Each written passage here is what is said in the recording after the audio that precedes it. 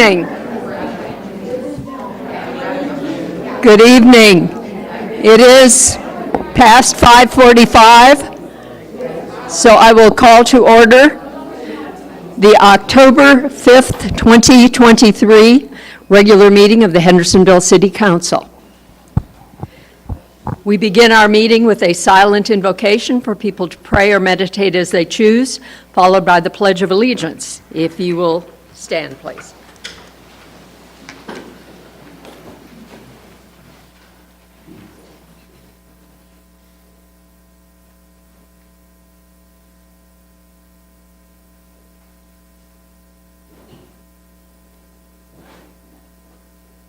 You'll join me in the pledge.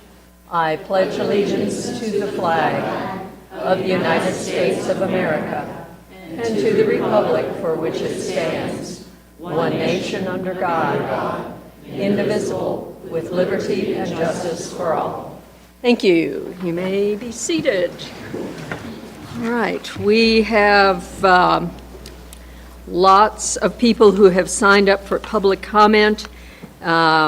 We have 11 digital comments that were received ahead of time. We have 6 people who signed up this evening. Could you see if anyone online wishes to speak? Madam Mayor, we have one hand raised. Okay. That's 17. Afraid I'm going to have to limit it to 1 minute. I know that's not a lot of time, so get your thoughts together on what you want to say. And what I will do, I'll call the person's name, if you would come to the microphone, and then give your name and address for the clerk's record, please. Seth Cohen. My name is Seth Cohen, MD, Mayo Clinic trained, board certified dermatologist, 15 Market Center Drive. Best of Blue Ridge in dermatology for the past several years. My practice, Hendersonville Dermatology, has a 4.9 star rating on Google with 601 reviews, and I am announcing here and now that I will stop practicing dermatology in this community in 90 days. And from one who knows, finding a board certified dermatologist in this town is going to be like finding a unicorn.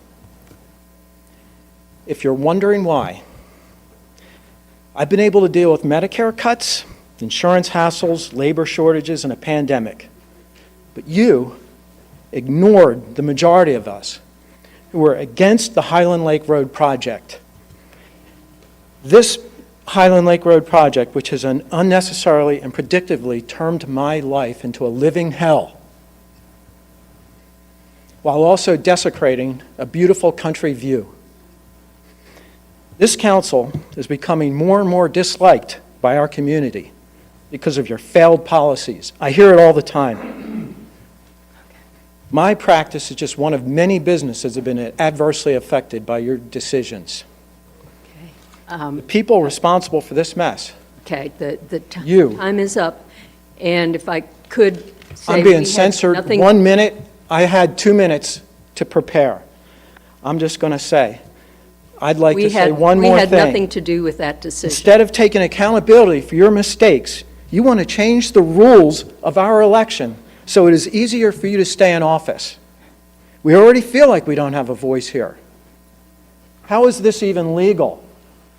This matter should be decided by a ballot vote. If not that, in the courts. And who are you working for, them or us?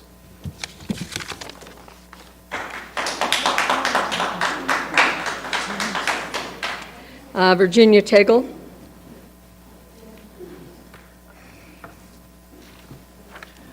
Good evening, and thank you for your time in preparation for this meeting. 216 pages in the agenda.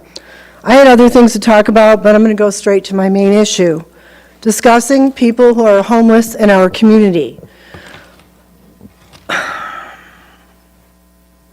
Housing First is the most humane and economical intervention to provide for these people. Supportive housing with on-site social services pays for itself in time. prevent the arrest of people for quality of life misdemeanors. The cost of crisis services exceeds the cost to house people. People have the right to their belongings, their medication, identification, and legal documents. When encampments are swept and cleaned up, disbanding, these items may not be properly stored. Although I won't mention her name, I want to acknowledge that a 72-year-old grandmother was killed on September 26th on 64. You can read the article in the paper. She frequently stood on the corner with signs needing help. The headline was something about lights. Safety improvement and lights are insufficient interventions. There should be other options than law enforcement to respond. And I encourage you to join a committee. I know, I already went to the county commission. We need a committee of all the jurisdictions and the county to address this issue. This is not a City of Hendersonville issue. Thank you. Thank you. Tom Appleby?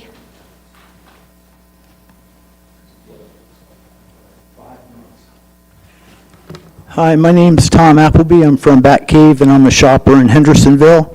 And I went to Superior Court to find out where I could file a case against the city council. They said I should call John Conant, so I did, and he never returned my call. You know, so I mean, how do I work with city government if nobody returns my phone call? The kiosks must be removed. I propose that the $9.5 million debt be transferred to the city council, business and city manager, each be responsible for taking $1 million loan out. Each of you just take out $1 million loan and take care of this parking garage. It must be assessed to them. Since the voters did not approve it, you did. Raise your hands if you know your license plate number. Do you know your license plate number on your car? You don't? You do? Have you ever used a kiosk machine? Well, I'd ask you to use it, go to the back of your car, read your license plate, and use it, see how much time that takes away from your shopping visit, okay? How many have actually used the system and paid for parking? I see outside here we have specific cones for free parking privileges. The orange cones come with the mayor on it.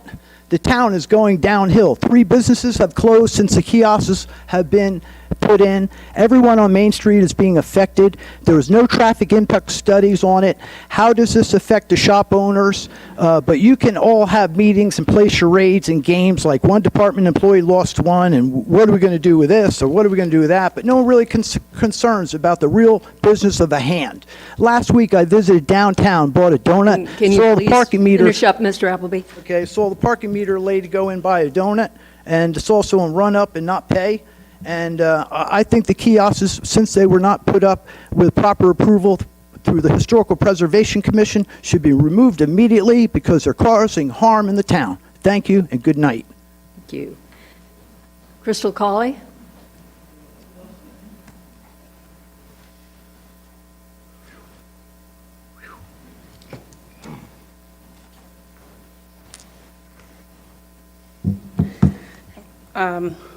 Crystal Colley, state my address, P.O. Box number 1.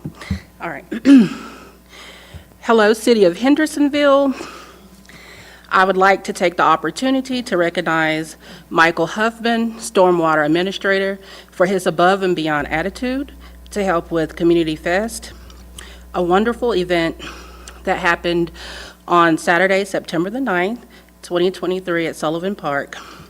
There were numerous positive remarks regarding his willingness to help out in friendly community engagement from the beginning of the event to the end. We would like to say to Michael Huffman, my team and I, and the community, thanks for your help and eagerness to find ways to involve the community with future plans to improve City of Hendersonville, Sullivan Park.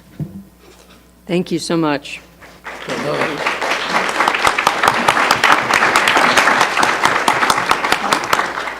Jeff Groh? Good evening, Council. My name is Jeff Groh. I live in Fletcher, and I thank you for your service. You do not have an easy job. When I last spoke, I proposed that the city sponsor a Constitution class and offer that to the public. The U.S. Constitution has survived 236 years and is the world's longest surviving written form of government, and for good reason. It is based on fundamental, unchanging principles. It is the basis of our rule of law and protects our freedoms that flow from natural rights that come from God. This document is what binds us all together. We still say the Pledge of Allegiance in public settings. You contracted, as you know, with the Akira consultant that, in my opinion, is clearly, and many others' opinion, clearly promoting Marxist ideology. Offering a class in the U.S. Constitution would only seem fair. You rejected my first proposal on the grounds that you cannot promote a course provided by an individual, but today I sent you a revised proposal. I will be doing this through a nonpartisan nonprofit Convention of States Foundation, whose mission is to educate on the U.S. Constitution. The class will be sponsored by that organization. I look forward to a positive response. Thank you. Thank you, Mr. Groh. Clifford Meek.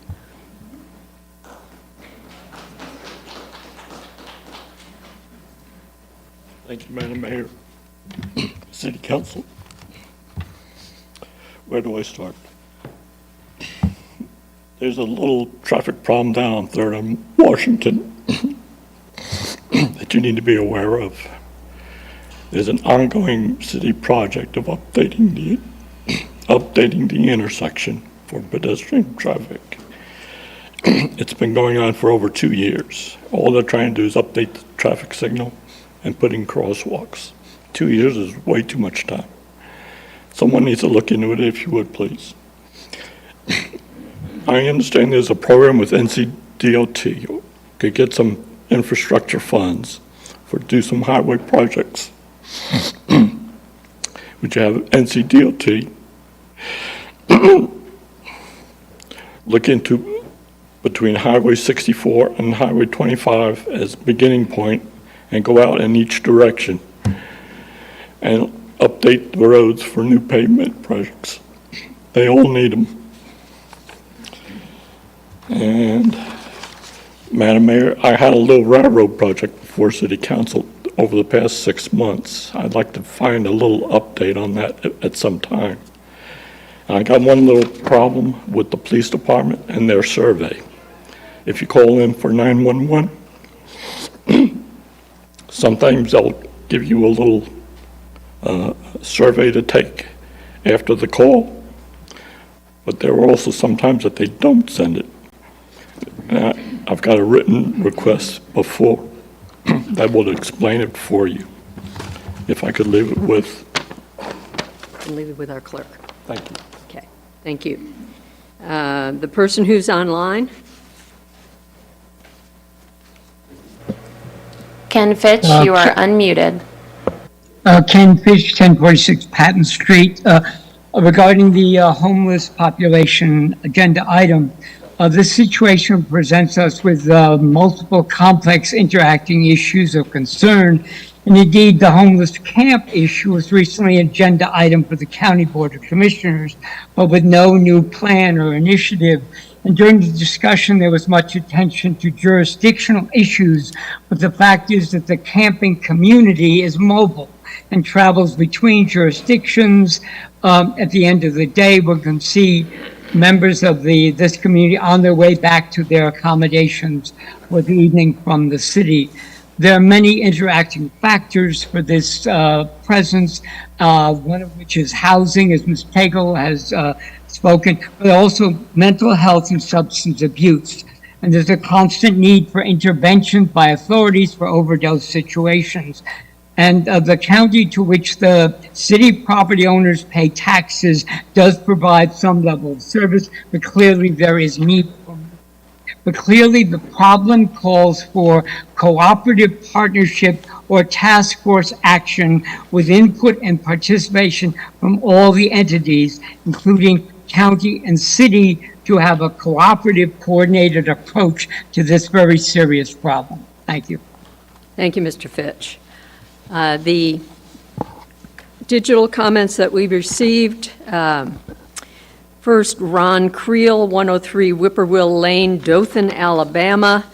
As an out-of-town visitor, your pay for parking is frustrating. will cause me to avoid this town in the future. We talked to several of your townspeople, found that they too are upset. At a minimum, pay for parking on the weekend should be suspended. Till I hear that a change has been made, I will recommend it to family and friends to look for a tourist-friendly town. Mr. and Mrs. Kenneth Edwards, 235 Greenville Avenue, Arden, North Carolina. My wife and I were thinking of buying a home in Hendersonville due to your lovely downtown area with shops and restaurants. We are now thinking, since you changed your parking situation, that it has hurt downtown business. Some have closed and the price to park is ridiculous. It had the old town look and now is a mess. We're talking to a police officer on the street. We complained to him. He said, we have complaints every day. It has hurt downtown and small business. So now we've decided to stay in the Fletcher area where it's not as expensive and easy to park. I suggest you think about what you have done to downtown Hendersonville. It used to be a great place to walk and shop. Rhonda Becker, 20 Westwood Place, Asheville. It would be beneficial to both the parents and staff of St. Gerard House to allow public street parking without the 2-hour delay. Marlene Contreras Montero, 11 Silverleaf Drive, Hendersonville. I support the elimination of 2-hour parking restrictions along Oakland Street. Our company does not have enough parking, and it will be helpful to have street parking so everyone can find a place to park. Delaney Brown, 620 Oakland Avenue, Hendersonville. I support the elimination of 2-hour parking restrictions along Oakland Street. We provide much-needed services to autistic children and teenagers at St. Gerard House and are unable to park close to our establishment. There are no shortage of spaces for locals to park. In fact, the entire street is empty most days. 2-hour parking is unnecessary and should be accessible for longer periods of time. Josh Coe, 112B Owen B. Lane, Black Mountain. I support the elimination of 2-hour parking restrictions along Oakland Street. Dawn Winter, 727 Oakland Street, Hendersonville.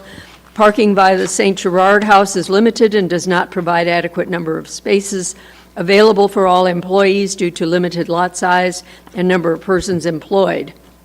Therefore, employees must park on the streets surrounding St. Gerard. By employees having to monitor their parking situation, services to our clients could be affected in a negative fashion. Employees must interrupt their responsibilities in order to avoid parking fees or face continuing fines. Given that this is related to work and not a personal preference as to parking, this is unfair to St. Gerard employees. Emma Holmes, 705 Oakland Street. Having the 2-hour parking limit removed would be helpful for St. Gerard employees. We already have limited parking in a small parking lot, and if we can't find parking there, we have to park in a lot mainly used by high schoolers. 95% of the parking spaces along the street go unused throughout the day, and when they are being used, it's only for a brief time. It would make our lives much easier and our parking situation much more manageable throughout the week. All the businesses and homes along our street have their own parking situations with more than enough parking. Mike Blake, 611 Oakland Street. It seems this would allow someone to park their car or a stolen car in this area for an indefinite amount of time. My recommendation would be that there would be a 12-hour maximum a car could remain in the same space. Desiree Grubb, 300 Long Shoals Road, Arden. I support the elimination of time-limited parking on Oakland Street between Bearcat Boulevard and 6th. I work with children with autism on that street, and I have to move my car every 2 hours to avoid getting a ticket. There's always ample space available along the street, as most of the businesses have parking in their back lots that is utilized by patrons needing parking. Gretchen Lawrence. Thank you. I'm a board-certified podiatric surgeon, and our Could you please Excuse come me. to- Are you Gretchen? Yes, ma'am. Okay, Thank you. all right. I'm a board-certified podiatric, If you could make it very short. yes, board-certified doctor of podiatric medicine, and I am now at 704 Oakland Street. We're upset because there was 2 handicap parking spots that were outside of our office for the last 30 years since we've been there, and they were removed. The motor vehicle laws of North Carolina define a handicapped person as someone with a mobility impairment who is determined by a licensed physician that cannot walk 200 feet without stopping to rest, cannot walk without the use of an assistive device such as a brace, a cane, a crutch, another person, a prosthetic device, a wheelchair, or other assistive device, or is severely limited by their ability to walk due to arthritic, neurologic, and orthopedic conditions. That is all of our patients. That is also the handicapped population at Girard House. The ADA, the Americans with Disabilities Act of 1990, makes it unlawful to discriminate against a qualified individual with a disability, and it outlaws discrimination against individuals with disabilities by state and local government, as well as public accommodation, transportation, and telecommunications. The removal of these 2 handicap placards, spots in front of our office, has greatly inhibited our ability to continue to practice in Hendersonville.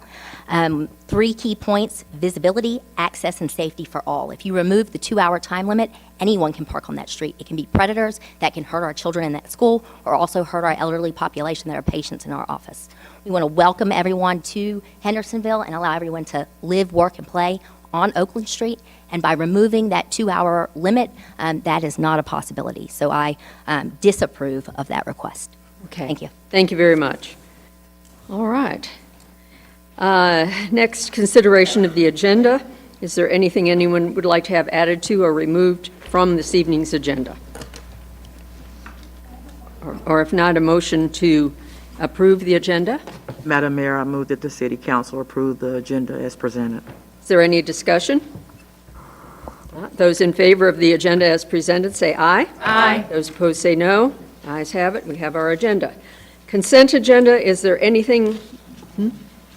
Some lady back there was waving her arm, and I didn't. Okay, see who it was. if you had not signed up, I'm sorry. We're through with our public comment time. Well, it was after time, I'm sorry. Consent agenda, anyone like to have anything moved to the regular agenda so it can be discussed? If not, those in favor of, well, no, we need a motion. Haven't. Madam Mayor, I move that City Council approve the consent agenda as presented. Is there any discussion? Not. Those in favor of approving the consent agenda as presented, say aye. Aye. Those opposed, say no. Ayes have it, and we have our consent agenda taken care of. And we have lots of presentations this evening, so if people will.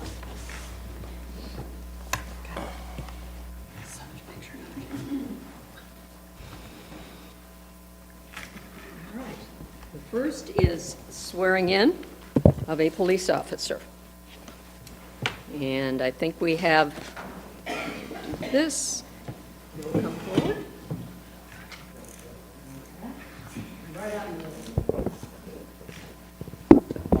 Yep. All right. What I'll do is I will read it, and if you will repeat after me.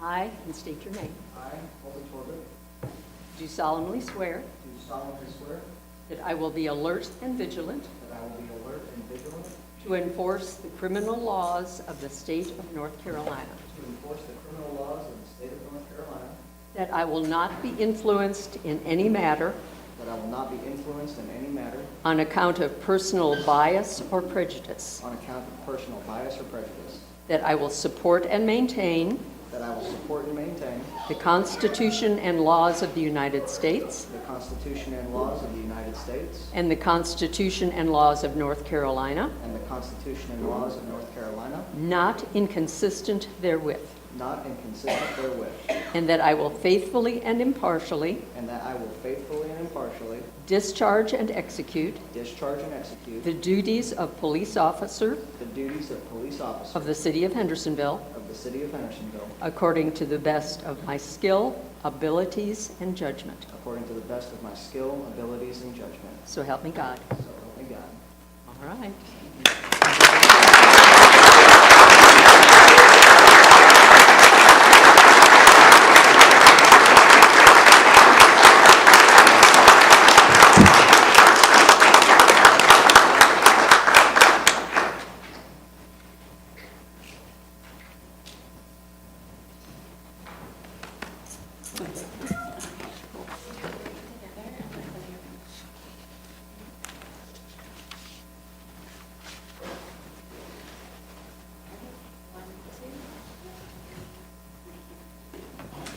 You have to sign this. All right.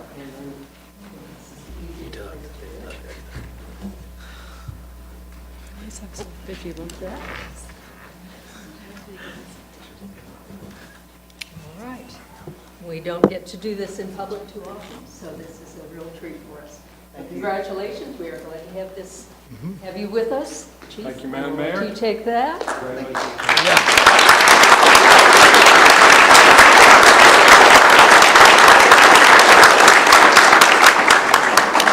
Okay. Next, a proclamation for Children's Environmental Health Day. Ellie and whoever all you are going to have with you, come on up.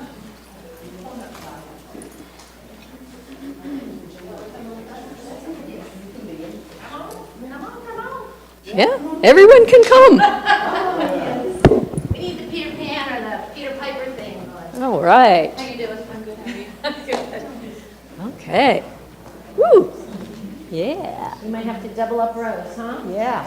Come this way, tall in the back, short in the front. Oh, and you know, Mark, you're in charge for all the kids. He's the big kid that's over the school Okay. system. Yeah. School superintendent. Okay. Come on, Dr. Deere. Hey. Are we squinched in Are enough we to get a switched in picture? enough? Okay, we can adjust later on if necessary. Okay, whereas the aim of Children's Environmental Health Day is to raise awareness about the importance of clean air and water, safe food and consumer products, and the healthy environments to children's health and development. And whereas CEH Day was created by the Children's Environmental Health Network and celebrated for the first time on October 13th, 2016. And whereas CEH Day is observed on the second Thursday in October as a means to celebrate progress of the children's environmental health movement and create a strong network of child health advocates. And whereas CEH Day is a national effort supported by individuals, nonprofit organizations, and government agencies. And whereas CEH Day encourages individuals and organizations to raise awareness and understanding of children's environmental health issues, seek improved protections for all children, and to perform acts of sustainability or environmental health wellness. And whereas together we can safeguard the health, safety, and well-being of our most precious resource, children. Therefore, I, Barbara Volk, Mayor of the City of Hendersonville, do hereby proclaim Thursday, October 12th, 2023, as Children's Environmental Health Day in Hendersonville, and urge all citizens to observe this day with awareness-raising and environmental health and stewardship activities to create a healthier environment for our children. Yay!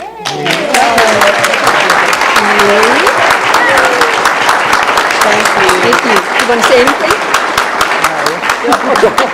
Well, thank you all for being here. This is wonderful representation. Thank you. Thank you. Can you get in the picture real quick? Yeah. Yeah. You want me to squeeze in more? Squeeze in a little snugger. Squeezy, squeeze, act like you like each other. Sufficiently covered on this. Beautiful. All right, you ready? 1, 2. Perfect. I don't think y'all are in it. There's too many people. Okay, 1, 2, 3. Thank you. Thank you all for coming. Debbie's out there in the lobby. BJ. All right. Okay, next, Casey.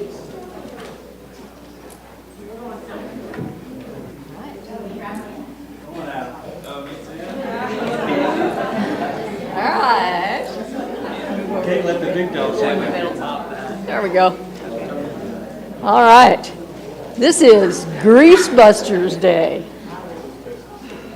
Whereas clean water is our most valuable natural resource, and whereas fats, oils, and grease, fog, pollution, discharge poses a serious risk to the integrity of our water systems, interferes with the ability to properly clean polluted waters, And whereas proper treatment of polluted waters is essential for public health and welfare, as well as a healthy natural environment.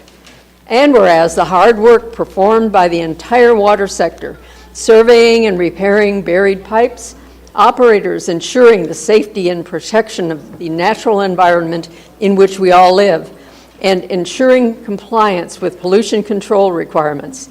And whereas fog buildup is a collection system is a significant cause of sanitary sewer overflows.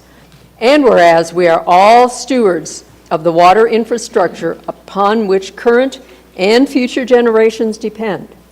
And whereas the citizens of our city are called upon to help protect our critical water infrastructure by limiting the amount of fog discharged into our water systems. Now, therefore, I, Barbara Volk, Mayor of the City of Hendersonville, do hereby proclaim October 26, 2023, to be Grease Busters Day within the City of Hendersonville.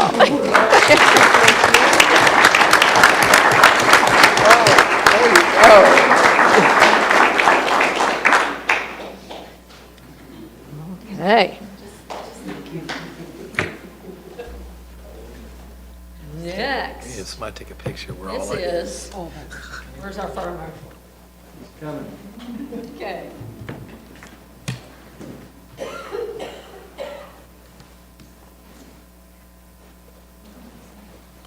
Okay, come right on in here. Okay. Whereas the City of Hendersonville, North Carolina is committed to ensuring the safety and security of all those living in and visiting Hendersonville.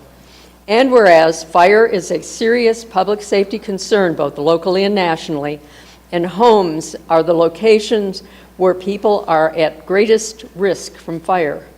And whereas home fires caused 2,840 civilian deaths in the United States in 2021, according to the National Fire Protection Association, and fire departments in the United States responded to 353,500 home fires.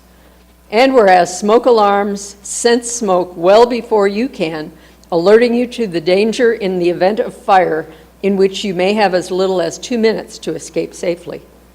And whereas working smoke alarms cut the risk of dying in reported home fires in half.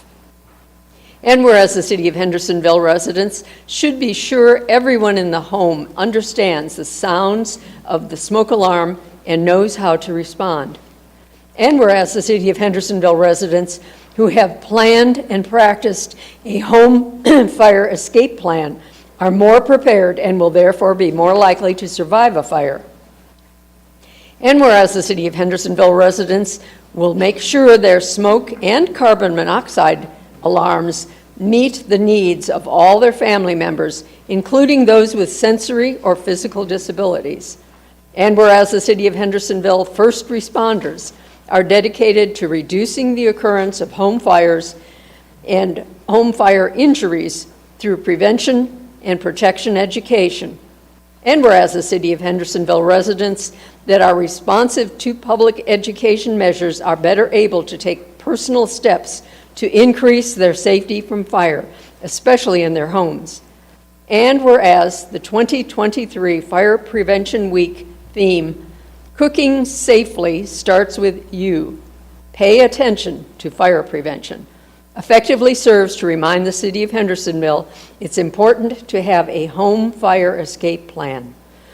Therefore, I, Barbara Volk, Mayor of Hendersonville, North Carolina, do hereby proclaim October 8th to 14th, 2023, as Fire Prevention Week throughout this city. And I urge all the people of Hendersonville to plan and practice a home fire escape for Fire Prevention Week 2023, and to support the many public safety activities and efforts of the City of Hendersonville's fire and emergency services. Thank you. Now you get that.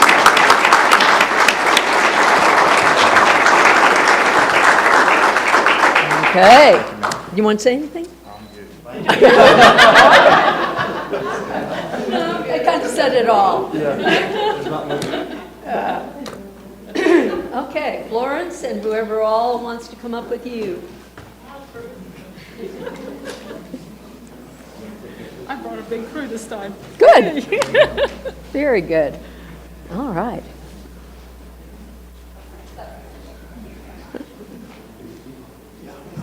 Huh?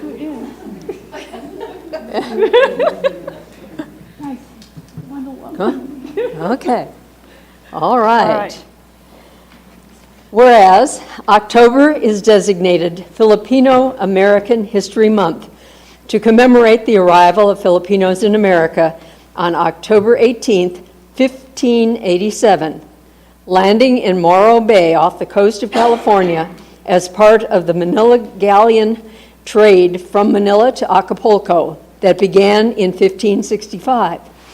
Excuse me. And whereas Filipino American History Month honors the history and experiences of Filipinos in the United States. In October 2009, the U.S. Congress recognized October as Filipino American History Month. Various states, counties, and cities have established proclamations and resolutions declaring observance of Filipino American History Month, including the state of Georgia in 2021. And whereas Filipino Americans have made significant contributions in the areas of civil rights, education, politics, entertainment, the armed forces, and in many other endeavors, the Filipino American community is the second largest Asian American group in the nation. And whereas the numbers of Filipino Americans have been historically large on the West Coast, there are growing communities of Filipino Americans in North and South Carolina, Virginia, and Georgia. There are growing numbers of Filipinos in Hendersonville. And whereas there is a rich Filipino American history that is being discovered, we encourage people to learn more about this growing community by visiting the website of the Filipino American National Historical Society at www.fanhs-national.org. Now, therefore, I, Barbara Volk, Mayor of the City of Hendersonville, North Carolina, proclaim that October is Filipino American History Month in the City of Hendersonville. Thank you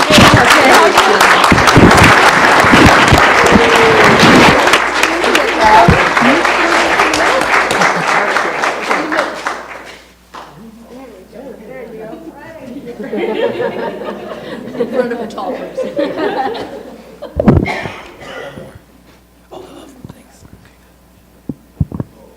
Thank you.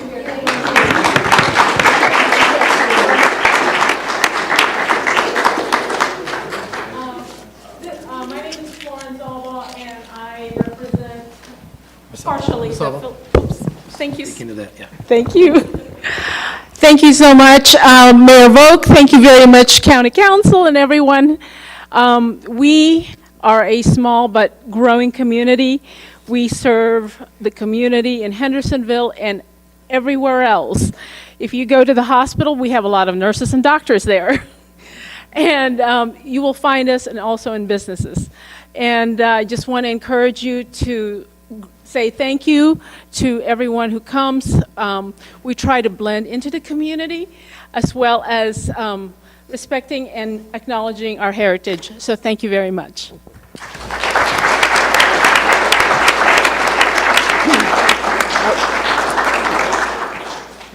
I can just add one thing. All of you should learn one Filipino word before you leave here today. Is thank you in Filipino is salamat. So on the count of three, I want everybody to say salamat. 1, 2, 3. Salamat. And then there's another word called bayanihan. Bayanihan is a word that means, it's a Filipino value that refers to working for the common good of community.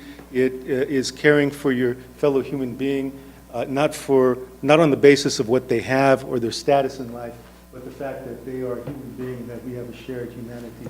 So that's another word. It's called bayanihan. So on the count of three, everybody has to say bayanihan. 1, 2, 3. Bayanihan. Salamat. Salamat.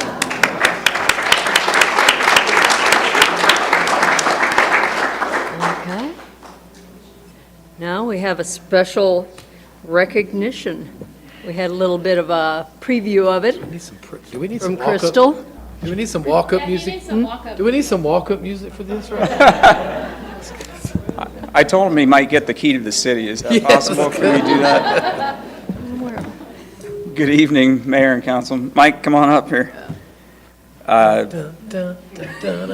Just have a few things before to introduce him. So Michael Huffman was recognized on September 19th, 2023 at the APWA Stormwater Management Division Annual Conference in Charlotte and presented with the 2023 H. Rooney Malcolm Award for Stormwater Professional of the Year. Let's go!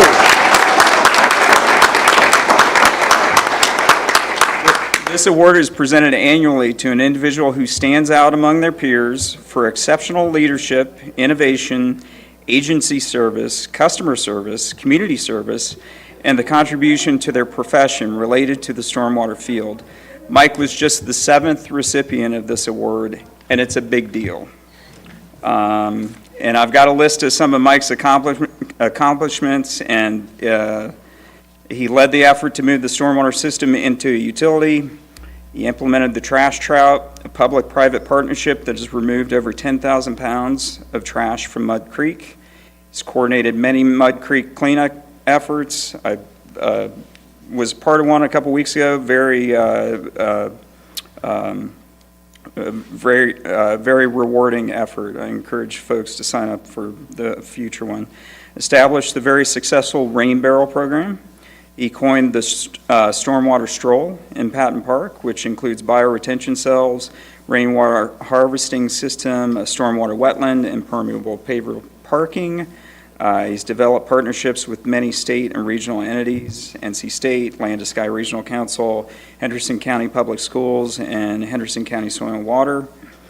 He's worked with Girl Scouts on water quality murals, on rainwater cisterns, and Boy Scouts on stream access and rain gardens at the elementary school. And he's provided guidance and recommendations on stormwater program management to his stormwater colleagues in Laurel Park, Waynesville, Pembroke, Shelby, and Hickory. And most recently, the big one is he applied for and received close to $4 million in grants from multiple agencies for the Lower Mud Creek Flood Mitigation Project, and Mike's currently managing this transformational project on the south side of Hendersonville. We're proud of everything that Mike has accomplished to improve the city of Hendersonville and our greater community, and would like to recognize him for this incredible achievement.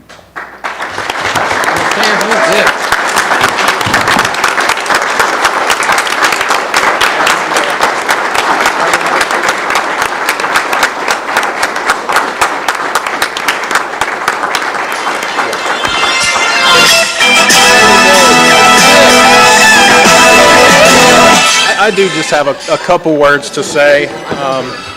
It's an incredible honor to receive that reward. Thank you to Brent and a few other folks who have nominated me. This was the 3rd time I was nominated, so it was an incredible honor to be awarded that. The one thing I've been thinking on since I got the award is that, I did receive the award, but the accomplishments that led to me receiving the award are not something that I achieved solely by myself. A big part of that has been the support of this council and previous council members. Brent mentioned the establishment of the utility, the trash trout program. All of those initiatives came before a council at some point in time and were approved. And without your support, without the support of the city managers, John, Brian, especially without the support of Brent, none of my accomplishments would have been possible. I've heard several times since I got the award that the city is, I'm lucky to the city's lucky to have me here. I view it the other way. I'm really lucky to be a part of the city, a part of the organization. You take great care of the employees and continue to support stormwater. Stormwater is, an integral part of the city, planning, all this kind of stuff, but without the support of the council and the community, Crystal, thank you for your kind words earlier, other project partners, Land to Sky Regional Council, all those folks, none of this would have been possible. So thanks to everybody. It's a huge honor.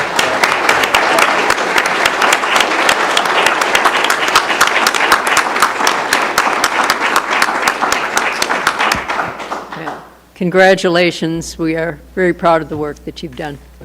So, all right. We have several public hearings this evening. So we've had the fun part of the evening. Now we have to get down to work. First of them is an annexation public hearing for Living Savior Evangelical Lutheran Church. Mr. Morrow. Good evening, Madam Mayor, members of City Council. So the city is in receipt of a satellite annexation petition. On September 7th, City Council accepted the city clerk's certificate of sufficiency for this petition. The annexation petition was submitted by the property owner, which is the Vice President and Secretary of the Living Savior Lutheran Church. The annexation application is for one parcel that's approximately 4.72 acres, and it is along Vine Road and Upward Road. And the map on the right will show you that the property is currently 2,446 feet from the corporate limits of the city of Hendersonville, and the property is not closer to any other municipality than it is to the city of Hendersonville. I do have a draft rationale for approval and motion for denial as well, and I'm happy to answer any questions you all may have, and I have a copy of the annexation plat if needed. Anyone have any questions? Okay, thank you. Madam Clerk, has this public hearing been advertised in accordance with general statutes? Yes, Mayor, it has. We'll open this public hearing. Would anyone like to comment on this annexation? Anyone like to comment on this annexation? Anyone online seeking recognition to comment? No, Madam Mayor. Okay. In that case, we'll close that public hearing. Council, discussion or a motion? Madam Mayor, I move City Council adopt an ordinance of the City of Hendersonville to annex non-contiguous property owned by the Living Savior Evangelical Lutheran Church, identified as PIN 9578-90-1278, finding that the standards established by North Carolina General Statute 160A-58.1 have been satisfied, and that the annexation is in the best interest of the city. Is there any discussion? Not. Those in favor of this annexation for Living Savior Evangelical Lutheran Church say aye. Aye. Those opposed say no. Ayes have it, and that annexation is effective. Okay, the next item is a zoning text amendment regarding mobile food vendors. Thank you, Madam Mayor. So this one may take a little bit longer than that one did, but I will do my best to be quick. So the text amendment before you today is a city-initiated text amendment concerning mobile food vendors and updating our current ordinance. So staff is proposing a new approach to permitting mobile food vendors. Our current ordinance requires that all operators obtain a zoning compliance permit.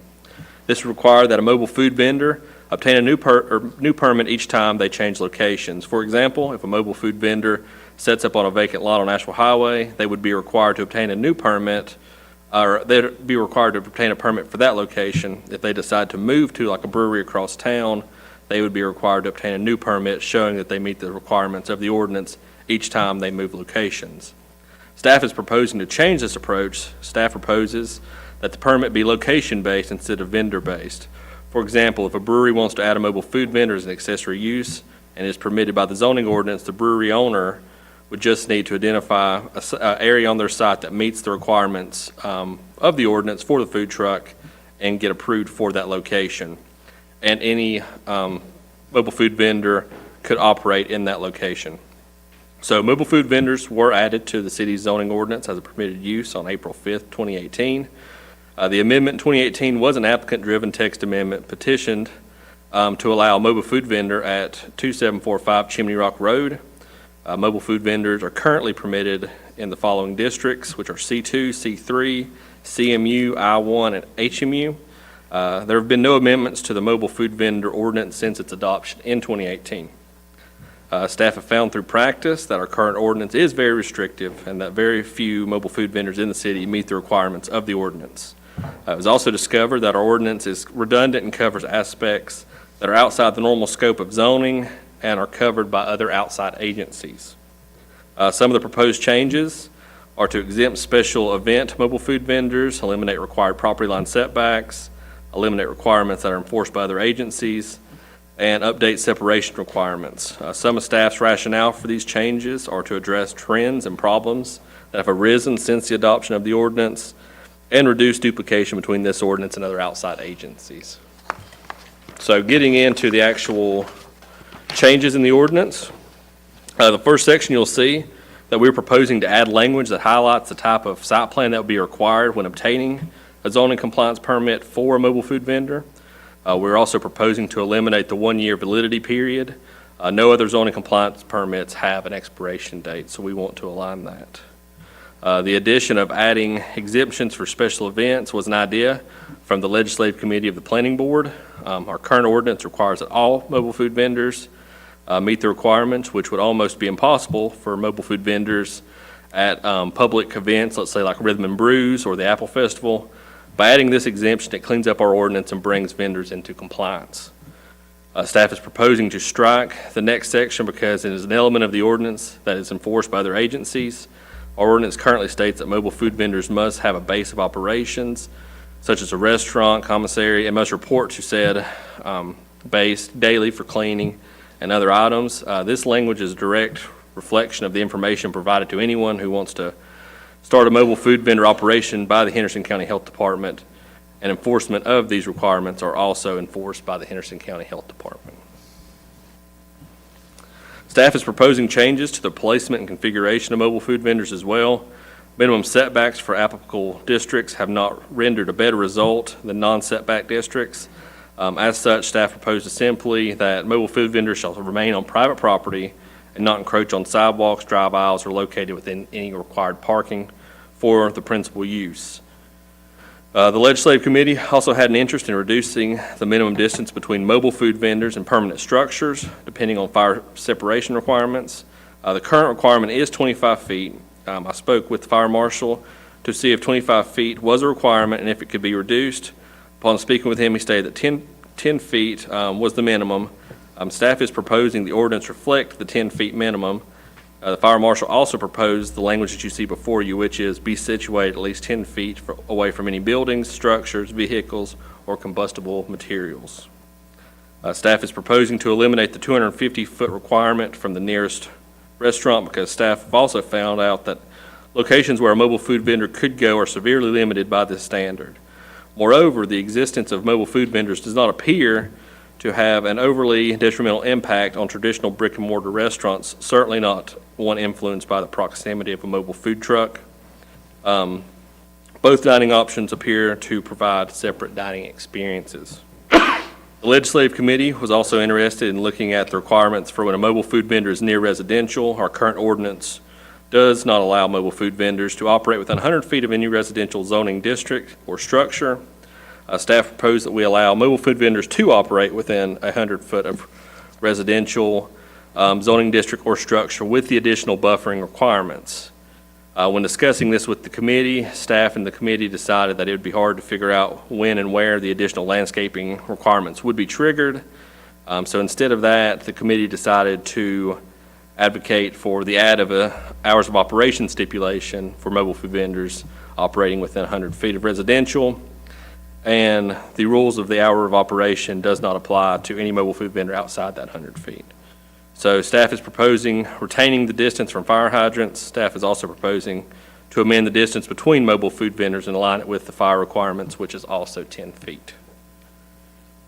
So staff is proposing to eliminate landscaping requirements from the ordinance because they rarely are triggered by our landscaping ordinance, and no current permitted mobile food vendor in the city has triggered landscaping requirements per the ordinance. The hours of operation is proposed to be struck for all mobile food vendors and only apply to those within 100 feet of residential. The vacating of the site each day is a requirement of the Henderson County Health Department and would be enforced by them. Staff is proposing that the waste receptacle language, removal of the waste receptacle language.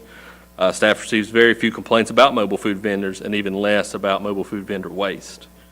Staff is proposing to eliminate sign regulations in this section, but staff is proposing to move these same regulations over into our sign section of the ordinance so that all sign-related information is in the same section from a customer service perspective. So, since mobile food vendors would be exempted from setback regulations, we would then include them in this exemptions section of the ordinance. Here's the sign ordinance section from the current ordinance added into sign ordinance. As you'll see, we changed the numbering around. The only deletion to this portion of the ordinance revolved around the regulation of the content of the sign, which we cannot regulate. The legislative committee was in favor of adding additional language that any illumination of mobile food vendor signage should be downward facing. The updating of the mobile food vendor regulations ranked 8 out of 15 proposed text amendments. The legislative committee reviewed this proposal at their August 15th meeting. 3 members were in attendance. The committee was supportive of the proposal. They recommended adding language to exempt mobile food vendors associated with special events, recommended reducing the setback for mobile food vendors and permanent structures, supported mobile food vendors within 100 feet with hours of operation stipulation, and adding language for signage with the illumination should be downward facing.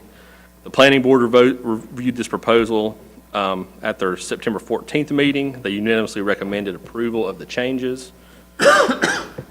I know this is going to be very hard to believe, but our comprehensive plan does not mention mobile food vendors once. So it was kind of a stretch trying to figure out how this fits into our current comprehensive plan. But I will mention our new proposed Gen H comprehensive plan is slated to have an economic development chapter with commercial uses. So hopefully, I'm not sure they'll mention mobile food vendors specifically, but there will be more commercial and economic development opportunities with the new comprehensive plan. So the only section of the comprehensive plan where I found relevant information concerning this text amendment was strategy LU 3.5, which is to minimize negative impacts from growth and land use changes on existing land uses. This section spoke on updating zoning ordinance in order to stay current and limit negative impacts to existing land uses. There are no goals or strategies in the population and housing or natural resource and environmental sections. There were no goals or strategies or actions in any of these chapters concerning the text amendment. So moving on, so we'll now jump into the other considerations when making a decision on a proposed text amendment, the first being compatibility. The proposed text amendment allows mobile food vendors and property owners more flexibility in how they use their land and business. The text amendment reflects real-world conditions of mobile food vendors. The changes mirror the way in which mobile food vendors are already operating within the city. Change conditions. Mobile food vendors were a new use when they were originally written into the ordinance. Their impacts and prevalence were unknown at that time, though through time and practice, staff have been able to see which items did or did not have an impact on the community with our current ordinance. Third would be public interest. The proposed text amendment aligns real-world conditions with the ordinance. Staff receives very few compliance complaints from citizens concerning mobile food vendors. This leads staff to believe that citizens are generally comfortable with how mobile food vendors operate. Staff is proposing to make these realities reflective in our ordinance. Public facilities. The proposed text amendment does not have a large impact on public facilities. If there is any outside agency who reviews mobile food vendors, they will still do that. Effect on natural environment. There are no direct connections between this text amendment and the environment and natural resources. The current effect on the natural environment would not change with the passing of this text amendment. On the screen, you will see the Planning Board's Comprehensive Plan Consistency Statement, which states the petition aligns the Comprehensive Plan Strategy LU-3.5 of minimizing negative impacts from growth and land use changes on existing land use by reflecting current and ongoing trends in the community concerning mobile food vendors. As I mentioned, they did recommend approval. This was the Planning Board's rationale for approval. Here is a draft rationale for denial if you so choose, and I'm happy to answer any questions you all may have. Okay, any questions? Yeah. I have one, and I apologize I didn't ask this before the meeting, but it just occurred to me. So does this mean if you get a special use permit, you automatically can have mobile food vendors? In other words, you don't have to go through this process and get a permit to have vendors if you have a special event permit? Yes, so, yeah, so it would be all encompassed if you do the other, So the special event is considered, part of it is that when you get the permit, we are permitting mobile vendors at that event. correct, that's how it's written. Okay, that's fine. I just was making Yes. sure I got that straight. Okay. Any questions? Further questions? Okay, thank you. All right, Madam Clerk, has this public hearing been advertised in accordance with general statutes? Yes, Mayor, it has. Is there anyone who would like to speak regarding this zoning text amendment for mobile food vendors?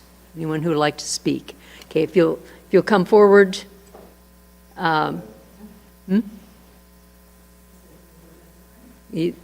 was two of us. Okay. Give your name and address for the clerk's record, please. Okay, thank you. Lynn Williams, Chadwick Avenue. Thank you for your time. Vendors, I support food vendors first and foremost. With that being said, some important considerations. One being in honor of this Fat Busters initiative, where the fats, oils, waste, recycling, trash is going to go. Specifically the fats and oils, because after Apple Festival, people did comment how they noticed fats and oils all in the street. And how that goes into the wastewater. So I think that's an important consideration for regulation. And then also, if we don't have receptacles for trash, then they might use city trash cans, which then puts the burden on city employees and so on. And then also, yes, the wastewater from washing dishes and things like that, where's that going to go? Also, I want to ensure, and maybe this is already in the regulations, that no live animals will be killed on site and served, whether it's livestock, seafood, exotic meat, frogs, etc. Removing language for waste regulations will create an irresponsible environmental loophole. Did I read that right? When it said food vendors could be open for 24 hours, I'm not sure if I read that right. And then the planning board said something about a 100-foot buffer for residential. I definitely think that you need to be thinking about protecting our residents. What about the noise from the music, the late-night drinkers, barking dogs, and the generators, as well as the fumes from the generators, the bright lights and noxious smells? If the food vendor does become permanent, I'd ask for an opportunity for public feedback of the neighbors. Thank you. Thank you. Some of those things are covered under the public health statutes, so we didn't have to repeat them. Okay.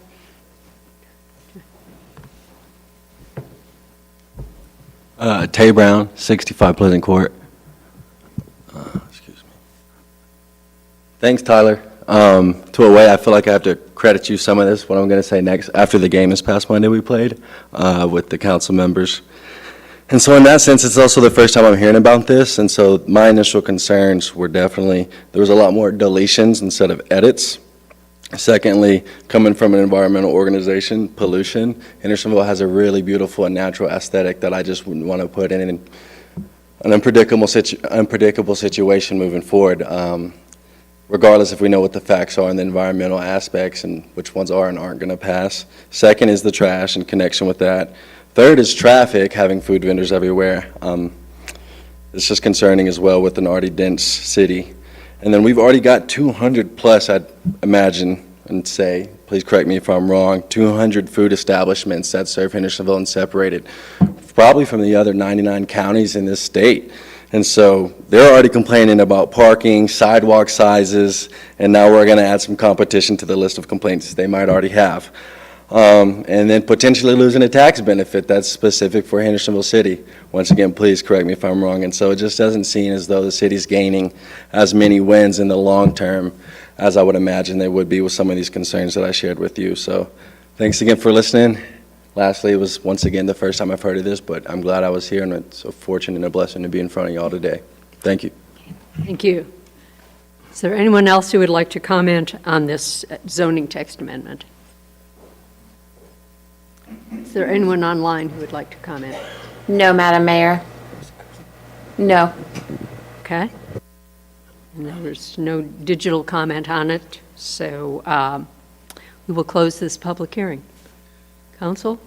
I have a Comments, questions? question for Angie. Response?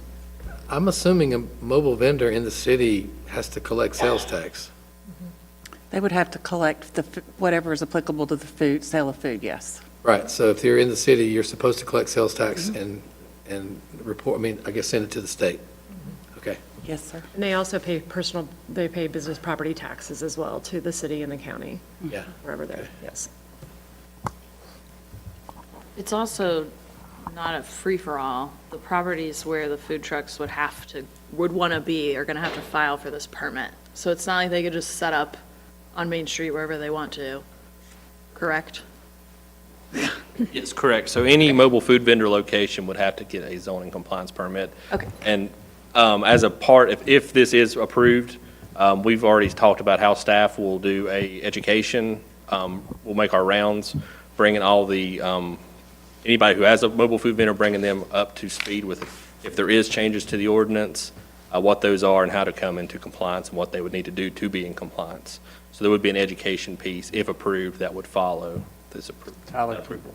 How much do you know about the requirement for a commissary as it relates to some of the questions about oil and grease and food prep, that they are required to visit their commissary? Yes, so the commissary piece, I don't know that much about it. I do know, so that language is directly reflective from the county's health department. So that comes from their policy. It appears from whenever we initially wrote the ordinance, we just took that language from their policy and moved it over into our policy. So in theory, or in reality, it's really enforced by them, and it's more of a health concern than it would be like a zoning concern.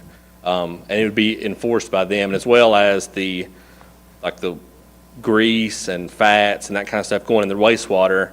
I actually talked with Gracie Irwin, our environmental compliance coordinator, before while I was writing these ordinances to see if they had anything, and she said they were going through their policies as we spoke, and they were going to cover this type of use in their policies since it was more in their realm of enforcement. I can add a comment. I actually serve on the Henderson County Board of Health as well, and so we actually just had this as a topic, addressing specifically fats and oils and greases in I guess, waste, so. Tyler, can I ask a follow-up? Yes, sir. It's a little bit repetitive, but just so we're clear. So if somebody gets a special use permit, special event permit, and they, for example, have 3 blocks on Main Street that they've got closed, they're allowed to bring a vendor in and park it there on the street and serve, right? Okay. Yeah, as it's currently written, yes. Right, okay. I mean, granted, I'm not sure what all, maybe there's somebody else that's probably better suited to answer, like, what is reviewed during the special event permitting process, but I would assume that would be a part of that. Yeah, you have to fill it out permitting on the process. application Right, so- and then talk about it when you come in. Right, so on the special event, I guess, do they have to list, like, we're going to have 10 food trucks come in? There's Cool. trash requirements, electrical requirements, Yep. Okay. all Layout. that stuff already when you present to the downtown. So that's part of, for the part of special the event. permit. Got it, okay. Mr. Holloway, do you want to comment on that? Yeah. There's a special events committee that reviews all special events, and there's a site plan that's required, and that site plan includes what makes up your event, and that gets reviewed by fire and PD, and Jamie and Terry are both on that committee. And so, I mean, Rhythm and Brews, we have 5 food vendors out there. Apple Festival obviously has food vendors, and there are regulations around what they can do and what they have to do and how they operate. But to allow the food vendors at the special events, they have to be exempted from the food truck policy on a larger perspective. Yes. They're oftentimes in public right-of-way, which they otherwise are not allowed to be. Right, so this doesn't really change our special events as far as. No, it clarifies. That's what I wanted to get clear. This really doesn't change. It does not change how we've been doing special events. It clarifies that that's a permitted option. Thank you. Other questions? I just had a comment. So I didn't know if we were able to keep going back and forth since there were 7 more things made. We've so- actually Is that not how it? closed Yeah, we've closed the. public comment. Oh, you closed it? Yeah. Oh, so when they came up? Yeah. I just believe we're bringing more blood into the entire situation in the city where there's already high blood pressure, a retirement population, with health issues concerned. All right, council, comments or a motion? This is a long one. I got you. Madam Mayor, I move City Council adopt an ordinance amending the official City of Hendersonville zoning ordinance, Section 16-4-17, mobile food vendor, Section 8-1-1, exceptions to setback regulations, Section 13-1-10, supplementary standards for mobile food vendors, and Section 13-1-11, non-commercial messages based on the following. First, the petition is found to be consistent with the City of Hendersonville's 2030 Comprehensive Plan based on the information from the staff analysis and the public hearing, and because the petition aligns with the Comprehensive Plan Strategy LU 3.5 of minimizing negative impacts from growth and land use changes on existing land uses by reflecting current and ongoing trends in the community concerning mobile food vendors. Second, we find this petition in conjunction with the recommendations presented by staff tonight to be reasonable and in the public interest based on the information from the staff analysis and the public hearing, and because the proposed text amendment creates flexibility for property owners and mobile food vendor operators while still limiting potential impacts to the greater community. Second, the proposed text amendment reflects real-world conditions and potentially allows non-conforming mobile food vendors to come into compliance. And third, the proposed text amendment reduces duplicated standards and focuses primarily on zoning site-specific requirements. Thank you. Is there any discussion? Okay, if not, those in favor of the zoning text amendment for mobile food vendors, say aye. Aye. Those opposed, say no. Ayes have it. Okay. Sounds good. Next, another zoning text amendment. This is transportation standards in CHMU. Yes, good evening, Madam Mayor, members of council. It's good to see you all. As you mentioned, this is another city-initiated zoning text amendment that is specific to the CHMU, the Commercial Highway Mixed-Use District, which is a zoning district specific to the Upward Road Corridor. The standards that we're looking to add or proposing to add directly relate to transportation. And you may recall that we brought a ranked list of zoning text amendment priorities to you earlier this year. This ranked as the second highest priority when that came to you. And so the Upward Road Corridor is experiencing significant growth. In the last 3 years, there's been no less than 10 now that we had the annexation this evening, development requests and/or approvals in this area alone. While other areas of Hendersonville are experiencing growth, no other specific area of town has seen this scale of development request in recent years, especially when it comes to requests for commercial development. Designated as a boulevard in the city's 2030 Comprehensive Plan, Upward Road features one of Hendersonville's primary interchanges with I-26. For these reasons, there are obvious comparisons between the Upward Road Corridor and the Four Seasons Boulevard Chimney Rock Road Corridor, US 64 East. A transportation plan for US 64 East was drafted and ultimately adopted in February of 2005.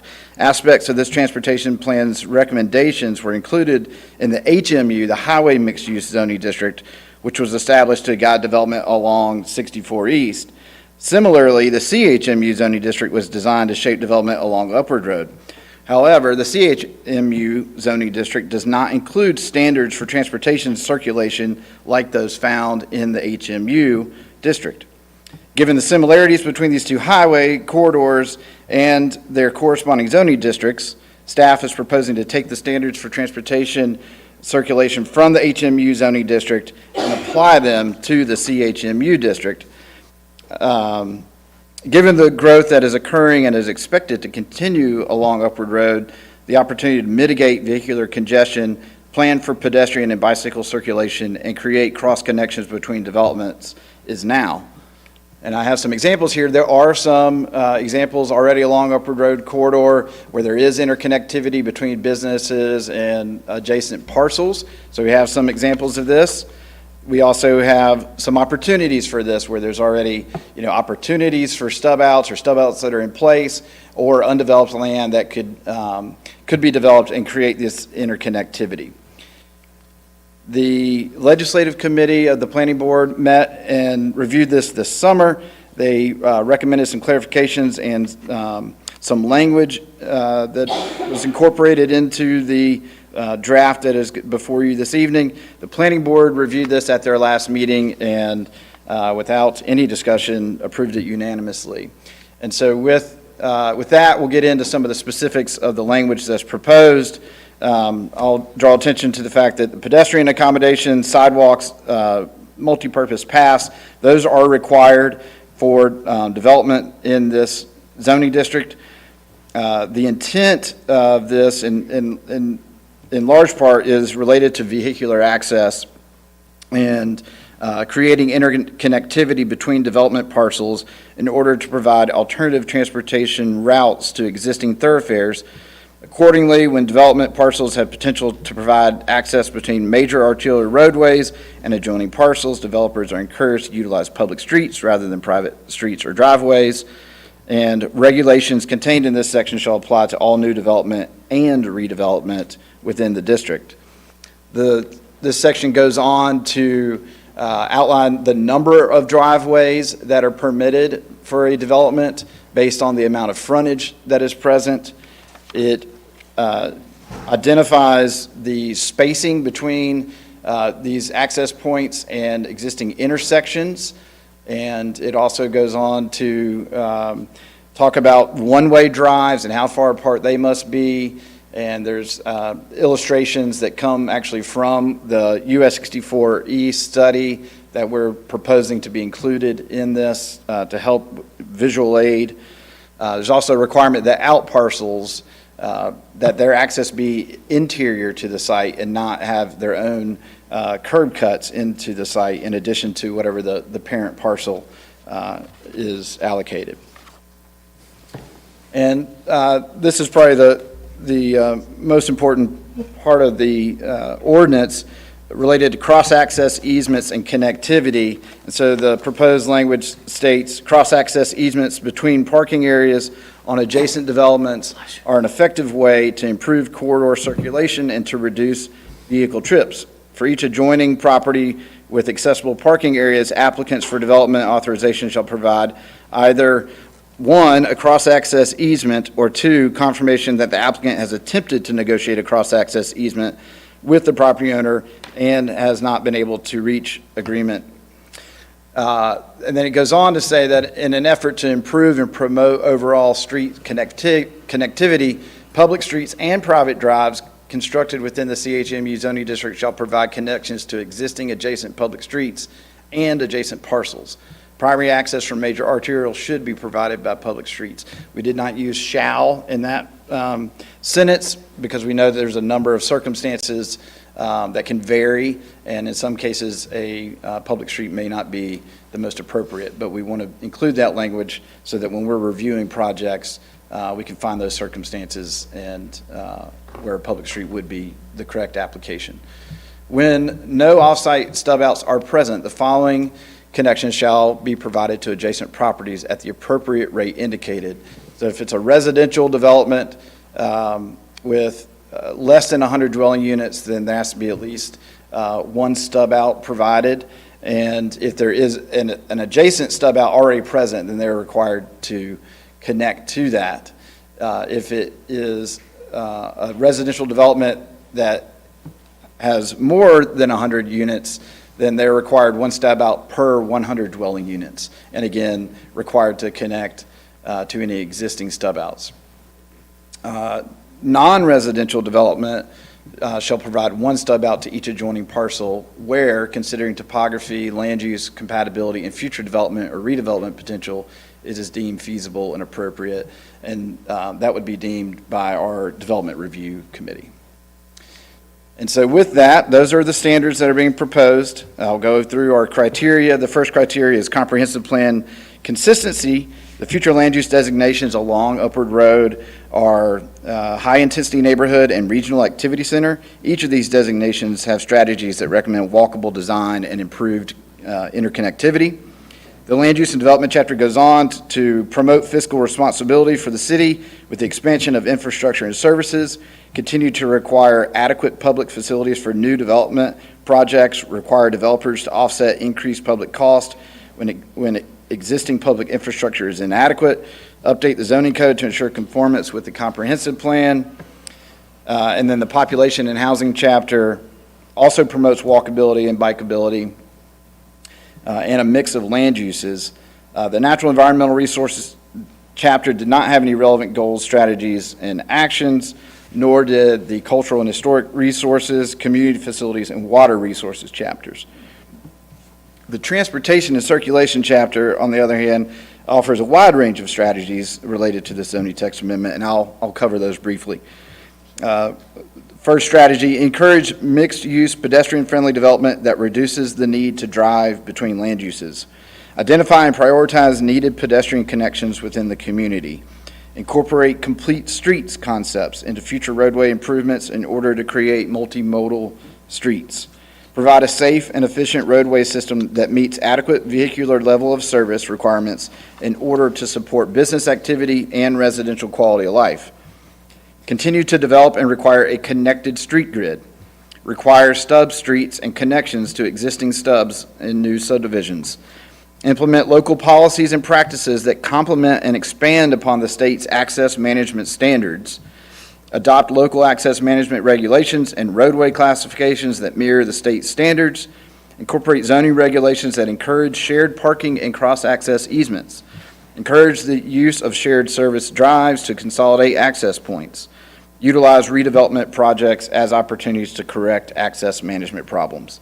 So you see we have the current comprehensive plan went into great detail in ways that are directly reflected by the language that's being proposed.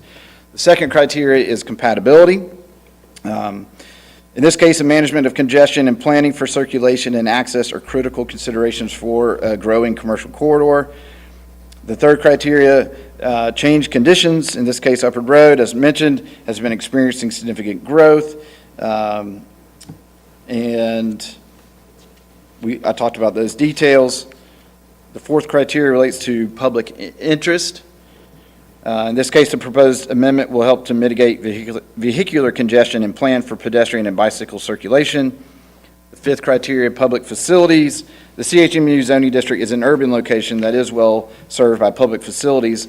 Upward Road is a state-maintained major thoroughfare which serves as an artery for this zoning district. Upward Road has already received some access management treatment, and you'll see that if you're out there that not only would the public benefit from the congestion management that this would provide, but also the private sector would benefit with the interconnectivity that's proposed due to the access management. You cannot take left turns in a number of areas along Upward Road, and so in some cases you might be doing multiple U-turns to try and get to an adjacent parcel if you're driving, whereas this would allow for interconnectivity to avoid that and avoid having to get back out on Upward Road to make that simple connection. I'll also add that I learned this week due to our resident NCDOT site plan expert that NCDOT highly encourages cross-access easements, though they do not have the authority to require them, and that they rely on their local municipalities to enforce that. So we would, by adopting this, we would be helping, being a good partner with NCDOT in this overall goal to manage congestion and to manage access. And the sixth criteria, effect on natural environment, is recognized that reduction in vehicular congestion can reduce carbon emissions. The Planning Board recommended approval unanimously of this proposal utilizing the comprehensive plan consistency statement shown on the screen. They also utilized these 2 points of rationale for their approval. We also have draft rationale for denial. And with that, I'll open it up for any questions. Questions? I just have a comment. I serve on the MPO board, and Safe Streets for All and Complete Streets is like ongoing discussions for that. So I'm really glad that you guys spent so much time on this. And for our traffic and crash data too. I think this will significantly help in the long run reduce those issues, having less driveway cuts along that corridor. So thank you for working so hard on this. Absolutely. Thank you. Okay, anything else? All right, Madam Clerk, has this public hearing been advertised in accordance with general statutes? Yes, Mayor, it has. We'll open this public hearing. Would anyone like to comment on the zoning text amendment regarding transportation standards in CHMU? Anyone wish to comment? Come forward.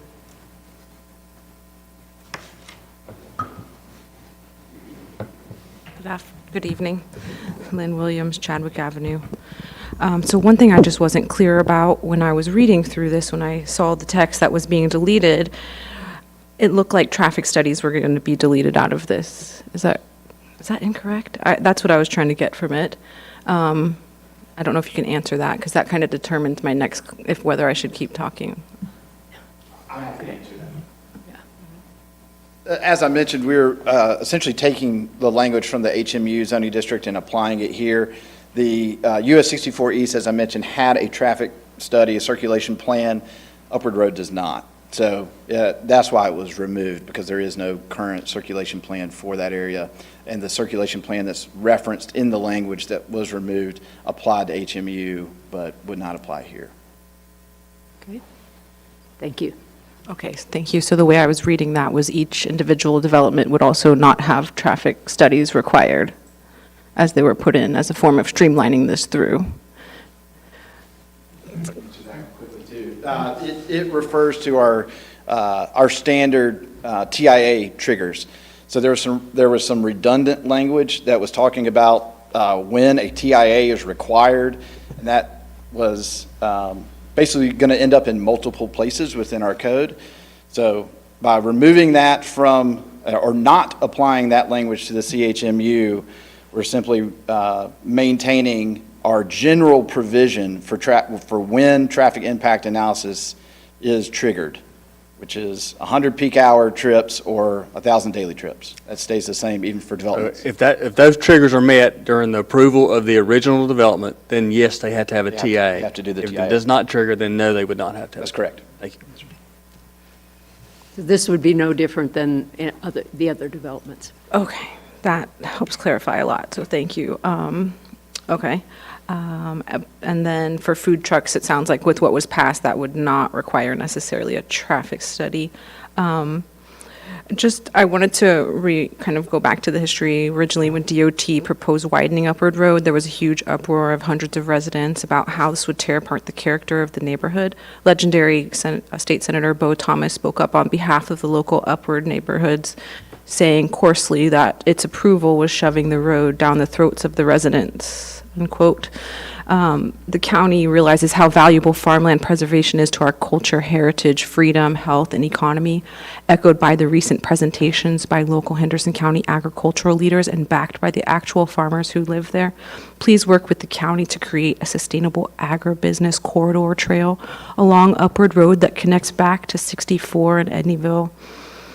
I am looking at the valuable land left, that the ones that might be in the crosshairs along Upward Road that contribute to our rainwater filtering and cycling, our safe havens for wildlife, including monarchs, rare amphibians, and migrating birds that travel migration routes through our communities.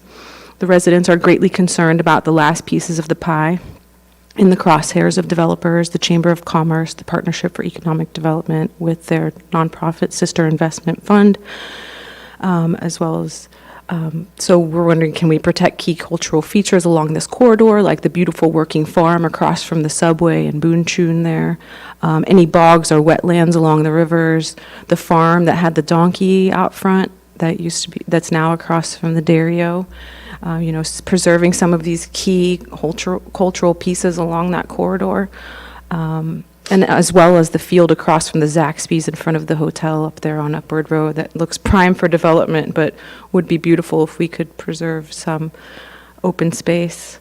And then trying to learn from Four Seasons and the I-26 corridor. We don't want to cause homogeny and the eraser of the character.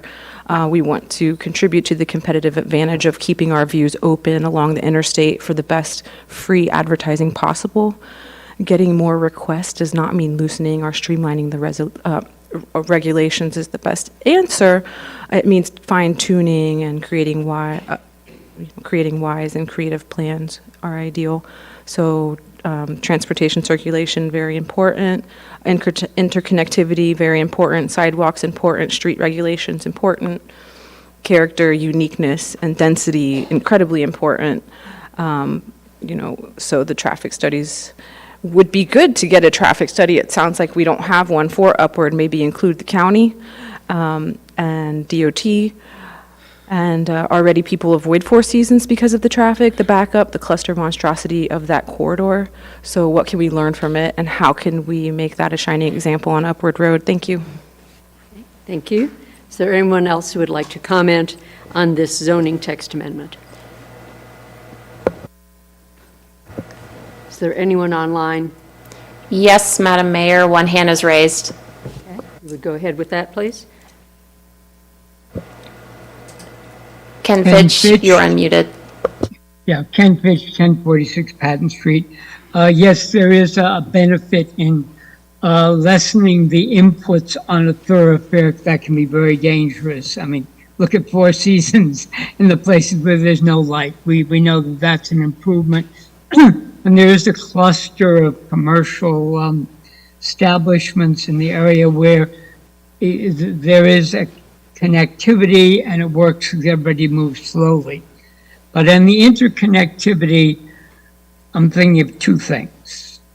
Some of us will remember the post office on Fifth Avenue and that parking lot. And what happened when people trying to get out of their space and people going through. So that kind of connectivity where we had all kinds of incidents all the time. And so the concern is to prevent that kind of a situation if you have people going through parking lots. So clarification in terms of the spacing for the interconnectivity is important. And this issue came up with, I think it was Half Moon Heights, where you had a development and there were people cutting through an adjacent development. And that would be a problem. So some clarification on preventing dangerous interactions with people getting in and out of a parking space on an interconnective route. So clarification on that, maybe, if you could offer that, that might help.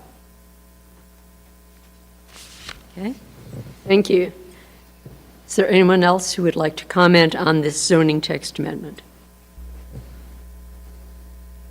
Okay. Not, we'll close that public hearing. Council, discussion, or a motion? Madam Mayor, Go ahead. I recommend, I move the City Council adopt an ordinance amending the official City of Hendersonville zoning ordinance, Article 5, Zoning District Classification, Section 5-27, CHMU Commercial Highway Mixed Use Zoning District, based on the recommendations presented by staff and based on the following. The petition is found to be consistent with the City of Hendersonville 2030 Comprehensive Plan based on the information from the staff analysis and the public hearing, and because the petition aligns with the goal of TC3 of the Transportation and Circulation chapter of the Comprehensive Plan, which calls for providing a safe and efficient roadway system that meets adequate vehicular level of service requirements in order to support business activity and residential quality of life. We also find this petition, in conjunction with the recommendations presented by staff, to be reasonable and in the public best interest based on the information of staff analysis and public hearing, and because the text amendment would help address access management, congestion management, and transportation circulation in the Upward Road corridor, and the text amendment will impact a rapidly growing area of the city. Thank you. Is there any discussion? If not, those in favor of the zoning text amendment, transportation standards in CHMU, say aye. Aye. Those opposed, say no. Ayes have it, and that amendment also carries. Public hearing to consider amending the city charter to provide for the plurality method of electing city council members. Ms. Beaker. Thank you. Good evening. You're up there. So tonight, this public hearing is to consider whether or not City Council would wish to vote to change your charter so that your City Council elections would be by the plurality method instead of the nonpartisan primary method as you have right now. So also, we talked about this, so just as a quick review of what we covered last time, your charter was recently amended by an act of the legislature. You do have the legal authority to amend your charter as to certain things. One of those things is the election method. So if you were to do this, you would be amending it as adopted by the legislature. 4.2 right now is what governs your elections, and that's where it says you would be elected on a nonpartisan basis according with a primary as provided in GS 163-294. We talked about last time what the plurality method means. It means there would be no primary, and the top vote getters would be elected. So if there were 2 seats that were vacant, the top 2 vote getters would be the winners, regardless of whether they actually received a majority or not. It's just who gets the most votes wins. There are no districts, and all qualified voters vote in the election. We also talked about the steps to change this method, to adopt a resolution of intent, which you all did at your last meeting, and to call a public hearing. Again, you did that through that resolution of intent at your last meeting. To publish the notice of public hearing, and that was published on, I believe, September 19th. It's either the 17th or the 19th, but it was certainly within more than 10 days prior to tonight's public hearing. You have to hold a public hearing, which is what we are doing now. Then you would adopt an ordinance to make that change, but you couldn't do it tonight. You'd have to wait a meeting. And then once it was, if you voted to do that, we would have to publish a notice of the adoption within 10 days. And then if you did it, it has to be at least 90 days before the next election, which we're certainly within that. So also, as you're aware, there has been a local bill introduced to do this for you. It hasn't passed yet. When we talked in September, we talked about, well, this is kind of a just in case, and if that did pass, you just wouldn't vote on the ordinance. So this is just continuing that process just in case that local bill didn't get enacted. You still leave yourself the option to do this if you want to in November. So that's why we're here. Can you pull up the text of the ordinance amendment? I didn't include it, I apologize, in the agenda, but it's in the agenda pack. I just wanted you to see what that would look like really quickly. Sorry, Allison, sorry for the... It's pretty straightforward. It's just 4 paragraphs, and it literally just changes that the statute. There you go. Great. If you could scroll down just a little bit, there you go. You can see the changes. So you would be changing section 4.2, the one at last, to just say that you would be choosing to be elected on nonpartisan plurality method as provided in GS 163-292. And that's the only change you'd really be making to your charter. Are there any questions about that? Okay. Questions? Okay, thank you. Madam Clerk, has this public hearing been advertised in accordance with general statute? Yes, Mayor, it has. Okay. Would anyone like to comment on the proposal to provide for plurality method of electing city council members? Would anyone like to speak? Come forward, please.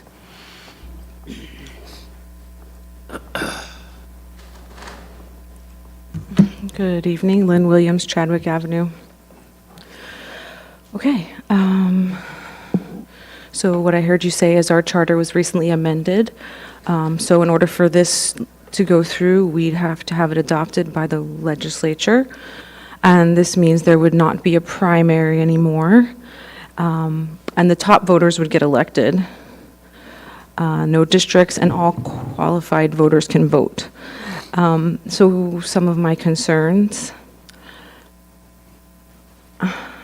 One starts with that amendment of the charter where each of you are grandfathered in, and at this point somewhat complacent to the point that us as the residents have had an evocation of our voting rights. So now that we've had our vote taken away for another year, we're now being asked to have the primary vote taken away as well. And for me, the primary vote is a key indicator to the city council as to whether or not we plan to keep you in office or not. And so by running the primary, you get to find out early, and you get to find out how we feel prior to potentially, hopefully, you voting for the 2025 comprehensive plan, where my concern is that two of you, Simpson and Hensley, will not be elected during that time by the people, yet making choices for 20 years ahead in the comp plan. So these are some of my concerns. Also, I'm considering a run for city council, and originally I was supposed to register in July. That right was taken away from me, and then I was told December, which now potentially that right is being taken away from me again here tonight. And so I'm speaking up for my rights. One, that I want to vote for people in the primaries, and two, that I may want to run in the primaries and give the voice to the residents. So these are my concerns about the plurality method. I think that the primaries are important. I think it's an important way for you to listen to your constituents. When we had our voice taken away, we are told our vote is the only voice and choice we have. When we can't vote, then what?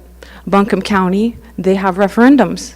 All right, give us referendums, please, because you can help make that happen. So our vote matters, and help us get referendums, please. And then we can put it on the ballot with you. Thank you. Anyone else like to comment on the amendments to the charter? Is there anyone online wishing to comment? No, Madam Mayor. Okay. Then we will close that public hearing. We do not take any action this evening. May I ask just Angie a couple of questions? Sure. Just so I'm clear, or we're all clear, under the current laws that have been passed by the General Assembly, if we have primaries, they will be in March, They would be in March, correct? with the election to be the following November. That's correct. Gotcha.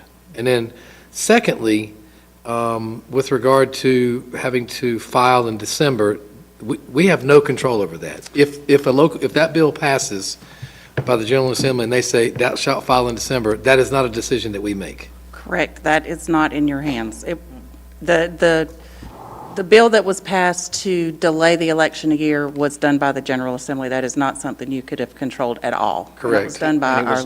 It was not asked for either. It was not requested by the city council. Oh, we did everything we could to not get it. Right. And so the same with the filing period change. If the bill as enacted in its current form passes, it would change the filing period to December.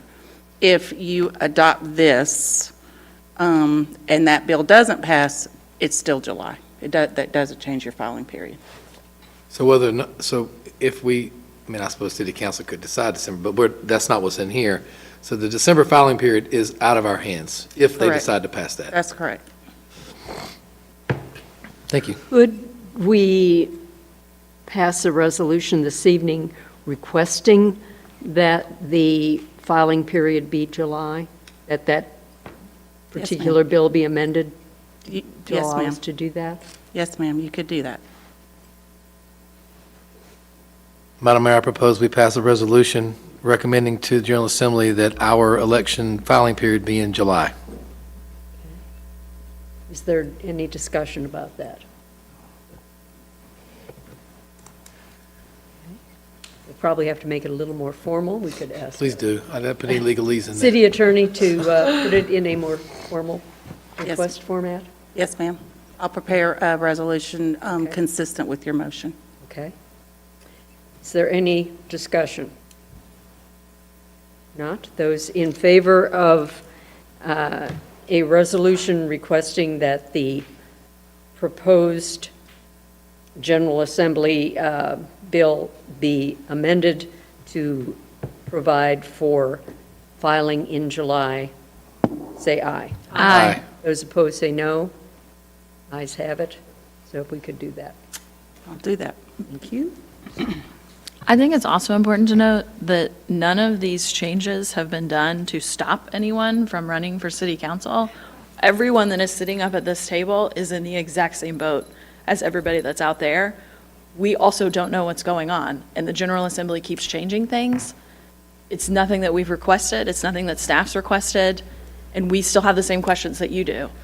So I think it's important for everybody to remember that. Okay, thank you.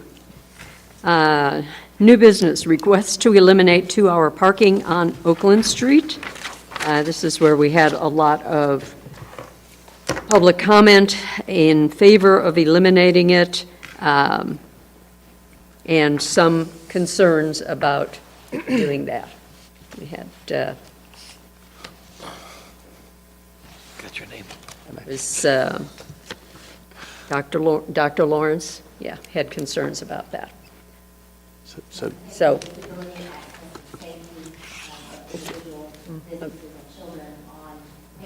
yeah, okay. Yeah. Okay, this isn't a public comment, but we all received a copy of your letter, so we do have that, that came in earlier today. Okay, Mr. Connor, do you want to go ahead? So Mayor Volk, members of the City Council did receive a request from the St. Gerard House to eliminate 2-hour parking on Oakland Street. And so we have put that item on your agenda for your consideration, knowing that it would impact a number of residences and businesses. We did notify by hand-delivered mail. Our parking enforcement team hand-delivered letters to every residence and business along Oakland Street, so they are aware of this request tonight, so that they could provide input, which is Dr. Lawrence is here, as well as the input you received by public comment. So staff stands by to, before I say that, a couple things related to Dr. Lawrence's concerns. One, as I explained to her on the phone today, so that there were, for a period of time, handicap signs in parallel parking spaces along Oakland Street. However, the parking spaces were not, because they were parallel spaces, they were not constructed in accordance with state law. They didn't have, it's almost impossible to get the adequate width and space in, Tom, is Tom here? Yeah, to get the van, the extra spaces required along beside in a parallel space, and I'll let Tom address that. Yeah, so the way you have to build them now is you have to have your regular space for the car plus the 8-foot access aisle to the right side of the parking spot, which makes it a van accessible parking spot. So, and if you're installing just one spot, it has to be van accessible. You can't just install a parking spot, without the access aisle. So our handicap spaces at that location were not, according to ADA standards, basically illegal. So that's why we removed the signs. So I just want to clarify that it wasn't intended for any, it was just because they weren't legal handicapped spaces. So we, on a public street, so we felt like that we had to remove them because we could not enforce them, and it was not safe for a handicap. So the handicap space were removed. That's not really in this request, but I want to address Dr. Lawrence's concerns related to that and let council know why they were removed. But ultimately, you have the request for 2-hour parking, removing 2-hour parking between Bearcat and US 64. Can I ask a question along those lines? Yeah. Are we required to have any handicap parking on that street? You we would have a main street, but we're not required. We're not. It would be up to the individual businesses. Yeah. Okay. Yeah. So we're simply asking council for direction if you would like for us to remove the 2-hour restriction. If so, we would draft a resolution and ordinance eliminating the 2-hour parking, or if not, we'll just leave it as it is today. So, or if you want us to obtain more information, we'll be happy to do that too. This has gone back and forth. It used to be open parking. We had complaints, so we put in the 2-hour limit. Now we have complaints about the 2-hour limit a number of years later. So someone's not going to be happy no matter what we do.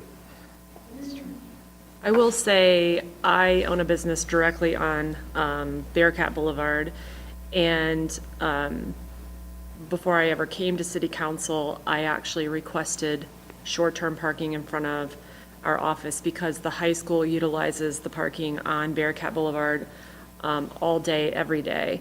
And while I don't think a public street is my parking, I also don't think it should only be the high school's parking. So at least with the restricted parking, it gives anyone and everyone the ability to use it who would like to use it. I guess my concern about taking the restriction away is that then the high school folks will filter right back down to that side of the street, and then St. Gerard will still have no parking. And then now there's actually nothing we can do because there's no restrictive measures at all. And so I don't really know what the right answer is. I don't know if it would be acceptable to maybe do half of the street, like one direction of the street, a restricted time, and then maybe the other half of the street not restricted. I obviously support the business owners on that street, but I also understand the needs of the St. Gerard House and their staffing issues. I'm not sure what the parking capacity that they have on their properties are. I know that they own a lot of properties on that street. I know that the church, Immaculate Conception owns, well, maybe the Diocese of Charlotte owns several properties on that street that the St. Gerard folks currently use for parking, and then they can also use the lower level of the church lot as well for parking. But again, that lower level of the church parking lot that the church gives free and to be nice is also taken up by the high school students. So I don't know. I don't know that taking that restriction away is the right decision. Because as you heard said before, it was unrestricted before and it wasn't good. So I don't know what the right answer is. Maybe a hybrid situation on that road. One of my observation would be some things that are different now than when the 2-hour limits were put in is there's now the parking lot on the other end of the school building that did not exist before, right across from 5 Points. Also, because of the way the school is laid out now, there are a lot of kids, I mean, it all revolves around where your homeroom is. So there are a lot more homerooms that are a long ways from that part of Oakland Street. Prior to that, under the old Stillwell setup, almost all the homerooms were in the Stillwell building. That is not the case now. A lot of homerooms are in the new building. And so, the people that end up parking there are the ones that are late to school. I mean, that's just the reality of it, right? And so the closer it is to the building, so in front of the podiatrist, the more likely they're going to take those spots. The farther away from the building, down by St. Gerard House, the more likely they're probably not, because you can't park late there and get to the homeroom on time without getting a tardy slip. So I think the reality of it is like typical geography. The closer to the high school, more kids are going to park there. The farther down Oakland Street, unless somebody's just really late, I don't know, or I don't know, I don't think you would have as many kids parking in front of St. Gerard House because of the the lot by Immaculata, and because of the parking lot at the other end of the building, because those facts are different than before when they put the 2 hours in. So I think that's a practical side of taking the 2-hour restriction away is, I don't think it'll fill up the entire street, but it will definitely fill up more spaces close to the high school. I mean, that'd take rocket science to figure that out. I think the issue with that, though, is that the main complaint or the main need of parking for St. Gerard is that the new corner location, which is the corner. Oh, right, the building right across the street. That's where they're having the most issues with the parking is the new corner building where they've moved. I think it's a lot of office spaces now at St. Gerard. So that is in like the epicenter of where all the parking It will be debacle taken. happens in the morning. And I haven't, at my office, noticed a significant decline in the amount of people parking on the street or behind the back lot, but that's the problem, is like, I think the actual St. Gerard House, like where the students enter, is not as congested, but it's, Oh, well, there's no question then. On that corner there, they will be taken up by 7:30. and that's the There'll be cars problem there. that I would worry about, is then we're still in the same issue. Yeah. And it doesn't allow for Americans with disabilities to have that fair share of private parks along that street. I face a very similar issue at my office, so fortunately, I have a back lot that we have a ramp in, and then we can bring people in the back lot, but it's still, you know, at pickup times and drop-off times, like, we just have patients that we do not schedule at 3 o'clock or at 8 o'clock, and just try to bring them in when it's less congested and there's less traffic, because it's just very hard for them to get in. And that's what we try to do about all of our patients. I understand. Time on one side, not on the other. Not that I'm aware of. Well, I think you actually had a good recommendation, which Half. is one side timed, one side not timed. You know, I mean, I don't know how to do this, but I don't know what, if anything, that solves, but at least, I don't know, don't ask me which side. Yeah. I was going to say, then you have to pick which side, and I don't know, I feel like that would be really confusing as people. Could we do that are the parking. half of the street closest to the high school timed and the half of the street I further think it would be away? more like the west Untimed? side versus the east, is it, I don't know, Well, west I or don't know. east? Yeah. It would basically. Coming from the high school. That would be timed, that would not be timed. You mean, Well, I was thinking like the left side of the road Yeah. versus the right side of the road. Like the right side not be timed, which is where the St. Gerard main offices are and the dentist office is. But then on the other side of the street where the podiatrist, there's accountants, there's behavioral therapists on that side of the street too. And then just maintain the timing on that side.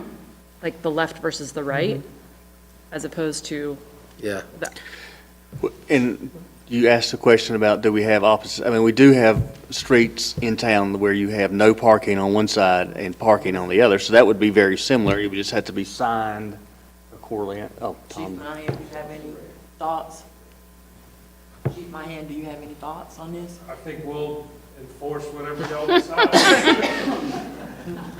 I will say that dentist is my dentist, so I called her up this afternoon and I asked them what their thoughts were.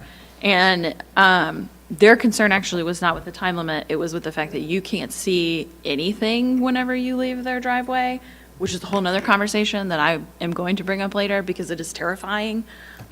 So if we did open it up, she did have a concern that it would be the same car kind of parked there all day, and like there is zero visibility when you pull out of her driveway or their driveway. And so I don't know if we could eliminate that spot or like something, because it is scary. You can't see anything. And that's ours as well. yeah. We have people that just pull in front of our driveway entrance to our office and then park their car and then go to the high school and leave their car in front of the driveway entrance to my practice.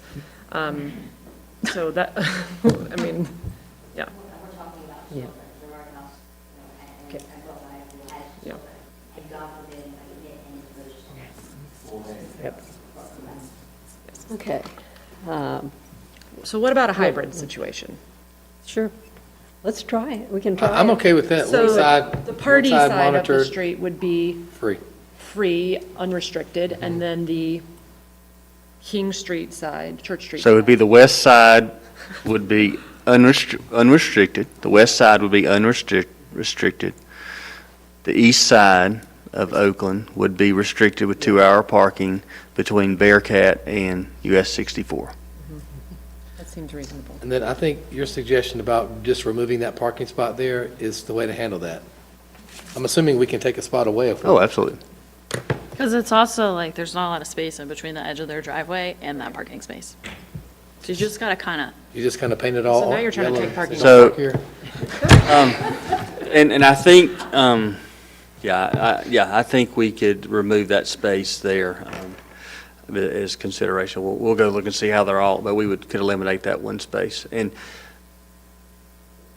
okay, yeah. I guess my question, if they have questions, I'll follow up with them and look at So it's the main thing when you're looking back. So like toward- when you're looking back- leaving the dentist office, the spot on the left, you can't see people coming from that direction. And so you pretty much have to like get in the road and their Sure. driveway's like this. Yeah. So it's Okay. just like a perfect storm. Okay. And you've already had to go through being at the dentist, like it's just, it's too much. Okay, okay. Okay. Okay. Do we need to make some kind of motion? Yes. There is a motion there that you can fill in the, All right, I'll try. Can we include Okay. that parking spot in the Yes, motion? yes. Okay. All right, let's see here. Madam Mayor, I move that City Council direct staff to change the parking on Oakland Street between Bearcat and 64 such that the west side is no longer timed parking, the east side remains as it is now, and we eliminate the spot in front of the Merrill Family Dentistry. Merrill Family Dentistry. I don't know what the address is. I don't. 713. 713 Oakland. This is a true group effort. Yeah. See, this is democracy. Angie, was that enough? Was that enough? I think so. We will bring back something in your consent agenda Sure. to formally approve it. okay. All right. You've heard the motion. Is there any discussion? Not. Those in favor of the parking changes on Oakland Street, say aye. Aye. Those opposed, say no. Ayes have it. Okay, we'll see how this works. All right. Try for a while. Right, next, purchase of approximately 40-acre parcel, and, is it 40 acre? And .84 acre. Okay, two very different parcels. On Long John Mountain, together with associated easements for the construction of a water tank. Good evening, Mayor and Council. Where's the clicker? Oh. Stole it. Good evening. Pass this back. I'm here for a short presentation. So the Long John Mountain Water Improvement Project, this is out of our master plan, water distribution system master plan from around 2016-17. So the red circles that you see are either pump stations or tanks, water pump stations or tanks, that could be eliminated by this project in the red ovals that you see circled. And the green would be proposed. So the green, kind of in the center of the screen, the green proposed tank would be a proposed at-grade tank. So this project was identified in the master plan, and credit where credit is due. Our recently retired utilities director, Lee Smith, actually came up with this idea and presented it to our consultant, who thought it was a wonderful idea and included it in our master plan. And it, like I said, the goal of this project, the water improvement project, would connect the valley along 191 with the valley along 64, that we provide water service to both. I mentioned it's construction of water lines, an at-grade water storage tank, and a pump station. Benefits: it would eliminate approximately 11 existing pump stations and 2 tanks. It would improve fire flow and pressure in all of the areas around there. It has a 20-year present worth operational savings of over $2.7 million, and it would significantly decrease power consumption, which feeds a lot into that $2.7 million savings.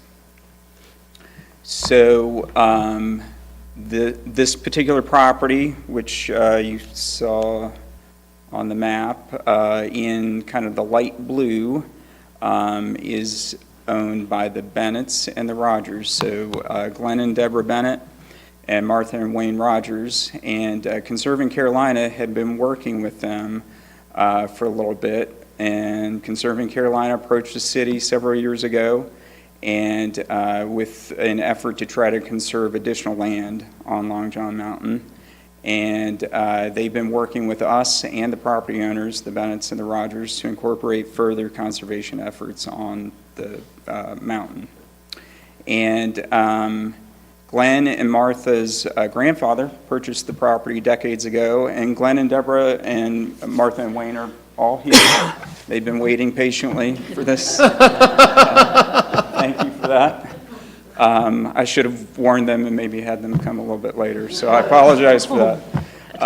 But their family is really interested in helping the city and by improving service while ensuring conservation of the property. And I want to also mention that Tom Fonslow is here from Conserving Carolina. He's also been very patient. And this contract for the property purchase is the first step in the process. So this, we would have to do design and then construction of the project, and that's in our CIPs a few years out.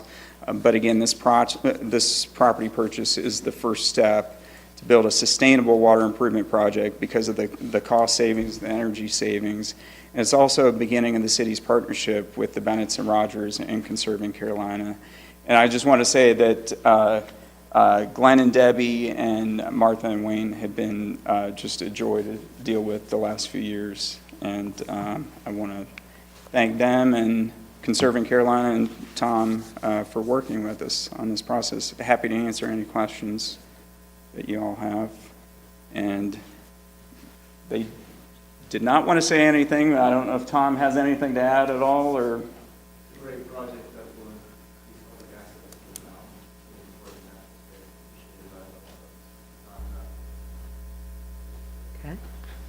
mountain. Could you also point out that the tank will be at ground level? Yes, yeah. I don't think you said that. Yeah, so the tank, we're actually looking at the tank. Conserving Carolina currently owns the property. Again, the color coding is very, very similar, but the kind of the lighter green that's more north, if you will, where the proposed tank is shown on the screen is actually owned by Conserving Carolina. So we would work with Conserving Carolina. That property has a conservation easement on it, so we would work with them to be able to build the tank on that site because it's high, but it's at grade. Unfortunately, I didn't bring any. I should have included a photo of what one of our at-grade tanks looks like, but it's a glass-lined steel tank. It's painted like dark blue. We have them throughout our system. I'd be happy to provide that. And it's at grade, so it's not elevated. Other questions? I just have a comment. I just think that this is like amazing, and thank you. And we ski a lot up in Boone, and the top of Sugar Mountain. I don't know if you guys know that one of the most beautiful ridge lines in Avery, Watauga County. I guess the county lines are weird there. And there's a massive condo built at the top of that mountain, and that is all you see when you're driving up the gorge there. And so I just am so happy that this is going to be preserved. It's a beautiful ridge line, and the conservation efforts by the city is amazing, and also being able to become more energy efficient with our water and sewer projects too. Thank you. Thank you. I think it's a win-win. Yes. Win. Win. All I do is win. That walk-up music, I like it. We gotta start doing it. All right. Any other comments or a motion? Madam Mayor, I move City Council to adopt the resolution by the City of Hendersonville City Council to authorize the city manager to enter into a contract for the purchase of a 40-acre parcel and a .84 acre parcel on Long Jung Mountain as presented. Okay. Is there any discussion? Those in favor of the resolution for purchase of the property, say aye. Aye. Those opposed, say no. Ayes have it. Great. Thank you all. Thank you for your patience and for being here and for working with us for this great project. Okay. Who looks reluctant to walk up there? All right, next, update regarding unhoused, otherwise known as homeless, population in Hendersonville. Mayor Vogt, members of City Council, as I begin, I'll ask the chief to please join Lou over here, because I'm going to turn around and ask him to make a few comments. So, We, staff, and after several conversations with members of the City Council, put together a presentation regarding the homeless situation in Hendersonville and answer some questions, also some questions we received from the public. So we want to give you an update regarding our situation here and really around the country. So this is a national and a statewide problem. Please do not think that our situation is unique. Matter of fact, I just returned, as you know, from the ICMA conference, which is a conference of over 5,000 local government professionals. In no less than 6 sessions at this international conference were dedicated to homeless response. So it is a nationwide issue. We all are dealing it. Even on the local level, you'll see here I had conversations with the managers from Hickory, Morganton, and Lenore.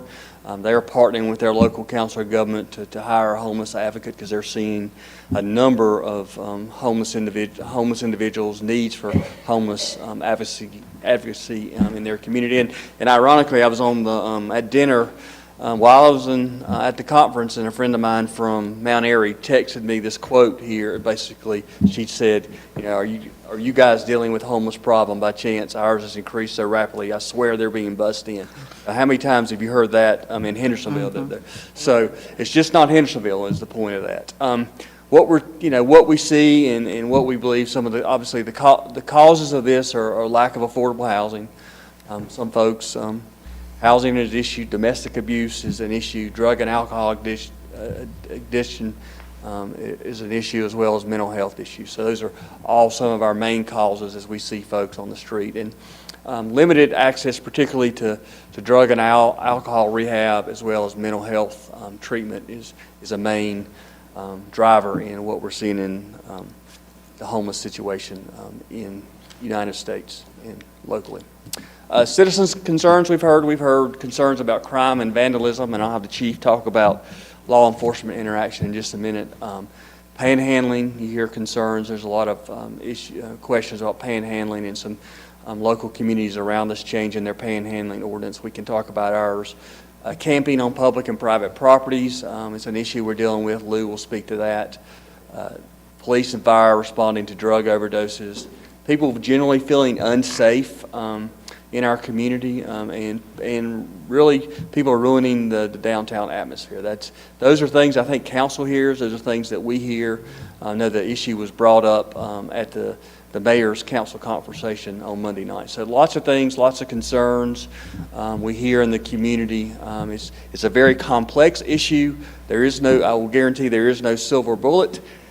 I went to 2 of the 6 sessions at the conference, and these are places that have been dealing with homelessness for much longer than we have, and they are yet to find that silver bullet. So I'll just say that there is no answer at the end of this presentation.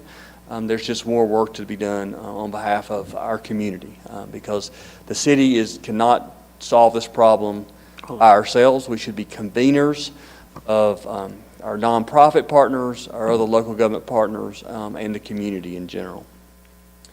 So how are we responding? We'll talk about law enforcement interactions, code enforcement, our homeless committee, and our affordable housing projects and our local ordinances, and then I'll have some recommendations at the end. So let me turn it over to the chief for him to talk a minute about, he's been tracking some data, and he can share with council what they've seen in the last 18 months. Thank you, John. Good evening, Madam Mayor and Council.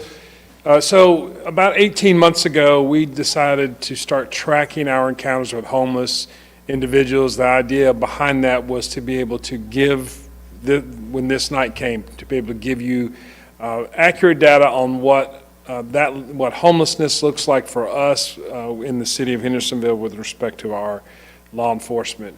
So we have documented, we have a code that we created. So whenever we would deal on a call with a homeless individual, we would code that call so we would be able to search this information later on. So from March of 2022 to last Friday, we had 1,200 interactions recorded in our computer-aided dispatch with folks that were homeless. And those are ones that officers identify, through their investigation or, some are obvious in camps and different things. And so the majority of those, about 700 of those, probably a little bit more because there might be some other, suspicious vehicles, and might be the persons there, but about 700 of those 1,200 were suspicious person calls, and that could be anything, a person sitting in front of a business,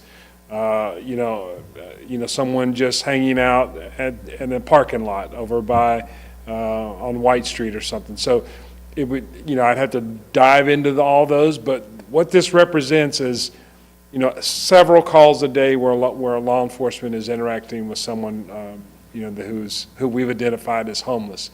A lot of those, we thankfully have very few assault type calls, but when, like the last one on your list is intoxicated pedestrian, if I group them in all the other with the overdoses, the open containers, the drug calls, that number's probably 6 or 5 times, probably 6 times higher than what you see on that 20. So I've got a list that breaks down all 1,200 calls. These are the top 8 or 10 calls, so some of the other ones are much lower than that. But I would tell you that if you ask my officers today, and they report this on a daily basis to us, they're having 4 to 5 interactions with homeless individuals per shift on a regular basis. And so of the ones that we've recorded, I think we're probably another 30 to 50% more actually that just didn't get coded properly in our system, just based on the numbers of interactions that I see on a daily basis within our department. So can I go back here? I'm just traveling through this thing. So we are mostly complaint driven. So officers will interact with individuals if they see panhandling, which thankfully we do not see a lot of panhandling in the city. That is not common here, but we are complaint driven. I will say that I get a lot of complaints about what I would say is an ongoing issue with someone who a person believes is homeless via a text app or Facebook, rather than them calling the police department to have us respond immediately. But such is the nature of how people communicate today. But that is really what we're seeing with respect to law enforcement on a daily basis here in the city of Hendersonville. Lindsay, do you have a question? I do. What is all other? It is all other. Again, I'd have to dig into this and tell, but most of the calls that I hear on the radio and that I see are people that are on Main Street or in a parking lot, or are found sleeping behind a business or in some shelter on someone's property. That's the majority of the calls, and I think what this represents is what I think the professionals in the community would call the chronic homeless. So not the person who loses their job and suddenly becomes unhoused. These are the people that choose to live in camps out in the woods and on different parts. The ones that you see on the street that someone looks at and go, that's obviously a homeless person. There's quite a lot around the White Street area and around Mud Creek, and so those are the people that we are dealing with most often. And I would imagine that this represents, that 700 suspicious persons it's not 700 individual people. We're dealing with some of the same people over and over again is my point. Mm-hmm. Any other questions? Thank you. So we've heard from police interaction. I'm going to ask Lou to talk about what they've been dealing with as it relates to code enforcement.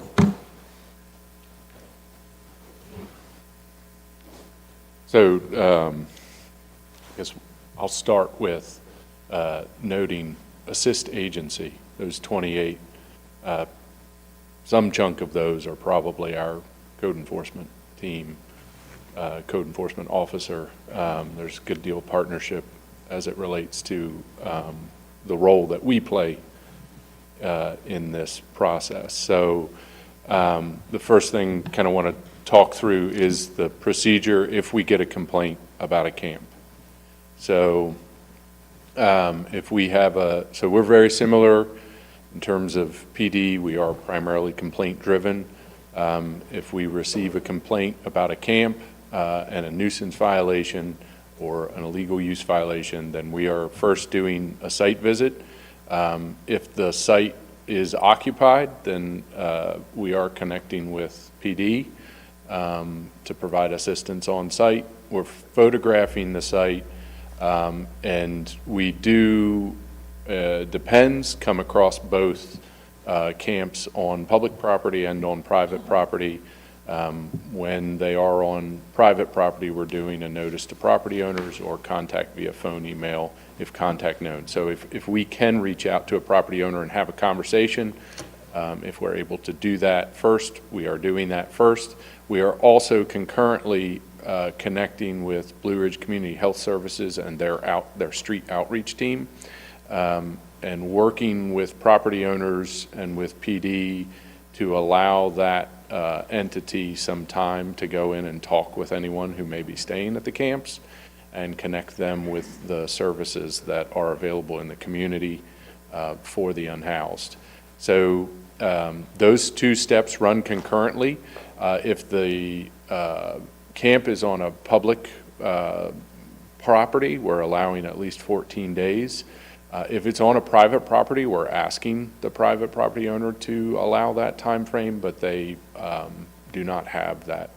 We don't have any way of requiring them to do so.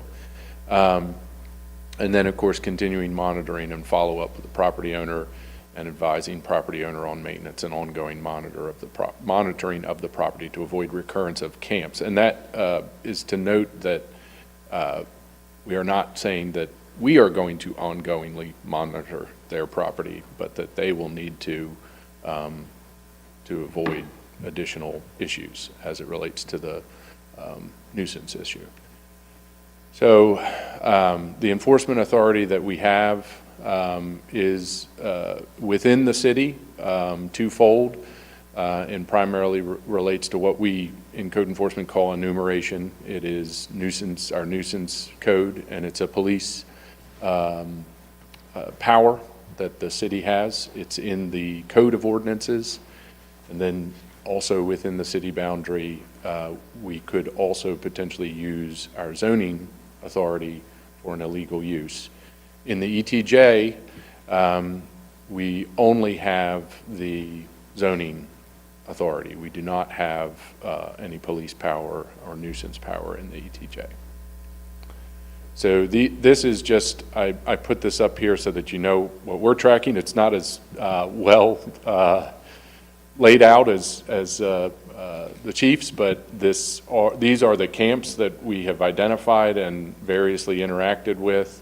And some of these, you'll note, some of these ended up being camps that we engaged with the county, and the county was involved with part of the cleanup. Others were private property owners that were cleaning them up, and others were the city or city entities that were cleaning them up. So, yes.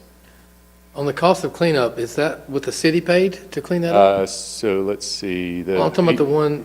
1830 Asheville Highway, that was the private sector cost. So if it was on a private property and they made us aware of how much it cost them to clean it up, we recorded that so that we're aware of what those impacts are. We don't always know what is the cost for private property cleanup, but all three of those numbers actually that you're seeing there are private property owner costs. So the 1830 Asheville Highway, the Duke property was a multi-site camp, and you can see what the cleanup costs there. And Glover Street was also a private parcel cleanup. So just some examples of the types of sites that we have been engaged with, and we're including some location information. You know, the sites do fall under our nuisance abatement authority in that they are, you know, waste-filled and dangerous and present a public health danger. Some of these are private property, some of them are public property. This image is in the process of cleanup. This was the Duke property. So I'm just sharing these with you so you know what the state and condition of the sites that we have been called to address are. So this last one is the condition that we found it in when we visited. Again, we issue the notice of violation to the property owner. This is after they cleaned it up. You know, I will note that they're not always excited to get that notice of violation. I have to give a lot of kudos to our code enforcement officer, Kathy Bragg, who does a really excellent job of all of the communication that is a part of this effort, and trying to both connect with the police department, connect with the property owners, connect with folks that are on these sites and in these locations, and with our nonprofit partners. So, and that's all I have, if there's any questions. Any questions? Okay. So we've talked, what I'll call, previously, you know, there's, as you deal with this issue, with the homeless issue and these individuals, there's two kinds of approach. I'll use, for the lack of a better term, a more legal approach, heavier approach, and a softer approach. And the city's taking both approaches to deal with our citizens in this stress as it relates. So several years ago, we established a homeless committee, and the committee is made up of our nonprofit partners, city government, code enforcement, law enforcement, as well as county law enforcement and county health department, social services. So we meet quarterly. What have we done to try to address homelessness? Examples of what this committee's put together. We developed a resource brochure. I put one of those at your place at the dais.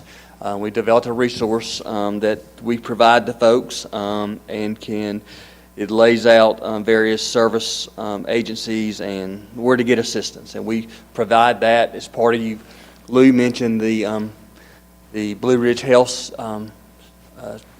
team. They have this information. They can provide it as they go and visit the camps prior to us cleaning up the camps. Lou mentioned that. This is our crisis teams that go out prior to cleaning up camp, offering services to these folks, trying to get them into shelters, into locations. We established the 14-day posting period, cleaning up camps and what that does is we put the occupants of the camps on notice that we're going to clean up, and anything that is left there after the 14-day period we will dispose of. And we're hoping that as we clean up the camp, gives them time to, one, talk to our resource team, our crisis team, two, find a location to store their personal items so that we do not dispose, at least their most important personal items, so they do not get thrown away, and to find other locations. We talk about current trends with local homeless population.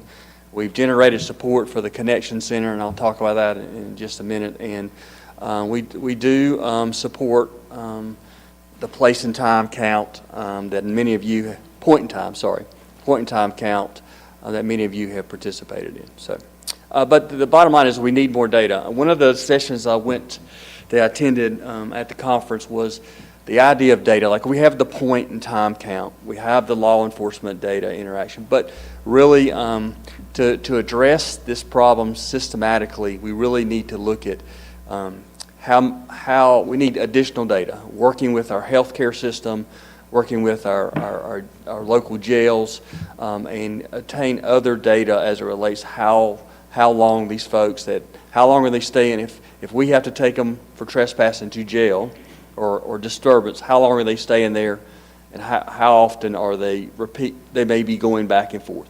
Does it happen that they try to get arrested when it's cold out to get inside? How often are folks with mental health problems ending up in our ER or ending up in other places in the hospital? So that kind of data is really important, and I think something as we go forward will help us drive community decisions, not just local government decisions, but also community decisions. I think one thing we all know is, again, the lack of treatment in our community.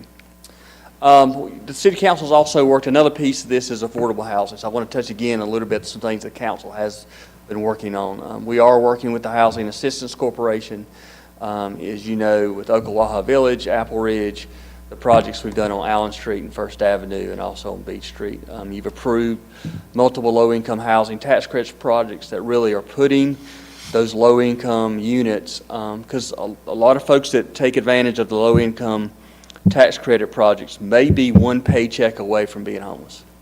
And the City Council approving those type projects in our community are critical because we get folks who may be one crisis away from being homeless. So you need to take credit for that. So some projects we've been working on, why affordable housing projects are so critical in our community, and I wanted to point those out. So the elephant in the room, and this is in every community is dealing with this now, is limited or temporary transitional housing. We currently, other than the mission, the shelter, we have very limited temporary housing. There's about 75 beds or so in the mission, but the mission is considered a high barrier shelter, and the high barrier means you have to enter into their drug rehab programs, you have to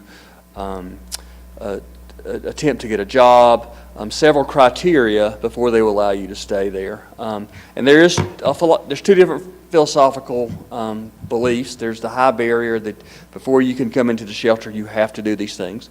The other is low barrier, which is also known as housing first, where you know that the belief is that if you have to get the folks housed, and then before they'll accept treatment. There is a huge debate in the country about low barrier and high barrier shelters in the community. And the other belief that many of us as local governments are, if you build these type of low barrier shelters or housing for folks, if you build it, they will come. You're not only taking care of homeless in our community, but maybe homeless from other communities, because it is a very transient population. So that's a discussion that needs to have. More and more communities are facing that we're seeing people in the camps because there are not places for them to stay, at least on a temporary basis or on a transitional basis. That is as it relates to housing, that is the elephant in the room, is how you do that, because it's two different philosophies on how you deal with that. Example being Asheville, as it relates to buying the hotel property that they bought on Tunnel Road, and they'll be turning it into transitional housing. Greensboro, again, much larger cities, much greater problem than us. Greensboro is going to use a tiny home model where erect very small, basically buildings that may look like a building that would be in your backyard, that do provide heat and provide a single room for people to get out of the weather, to get in warm places, particularly during the winter. There's additional management of those facilities and those sites are required, again, for security, mental health, those kind of things. So lots of details that have to go into, but those are some things that are how it's been dealt with around the country. Before I get to our recommendations, talk a little bit about our local ordinances. Again, a lot of our business folks were concerned that we weren't doing enough in our communities. And Angie will jump in here and talk a little bit about this. So our current ordinances on the books, you have these in your agenda packet. You got ordinances against solicitation in public or what we know as panhandling. There's some restrictions related to sidewalks in the public right-of-way, public facilities such as parking garages, those type things. Our ordinance addresses blocking sidewalks. We have an ordinance urinating and defecating in public, trespassing, disturbing the peace, and then there's the general criminal statutes in addition to loose ordinances related to the nuisances and things like that. So let me stop right there and ask Angie if she has any additional comments or any questions of us regarding, but these are our ordinances in place that are enforceable and available to our law enforcement.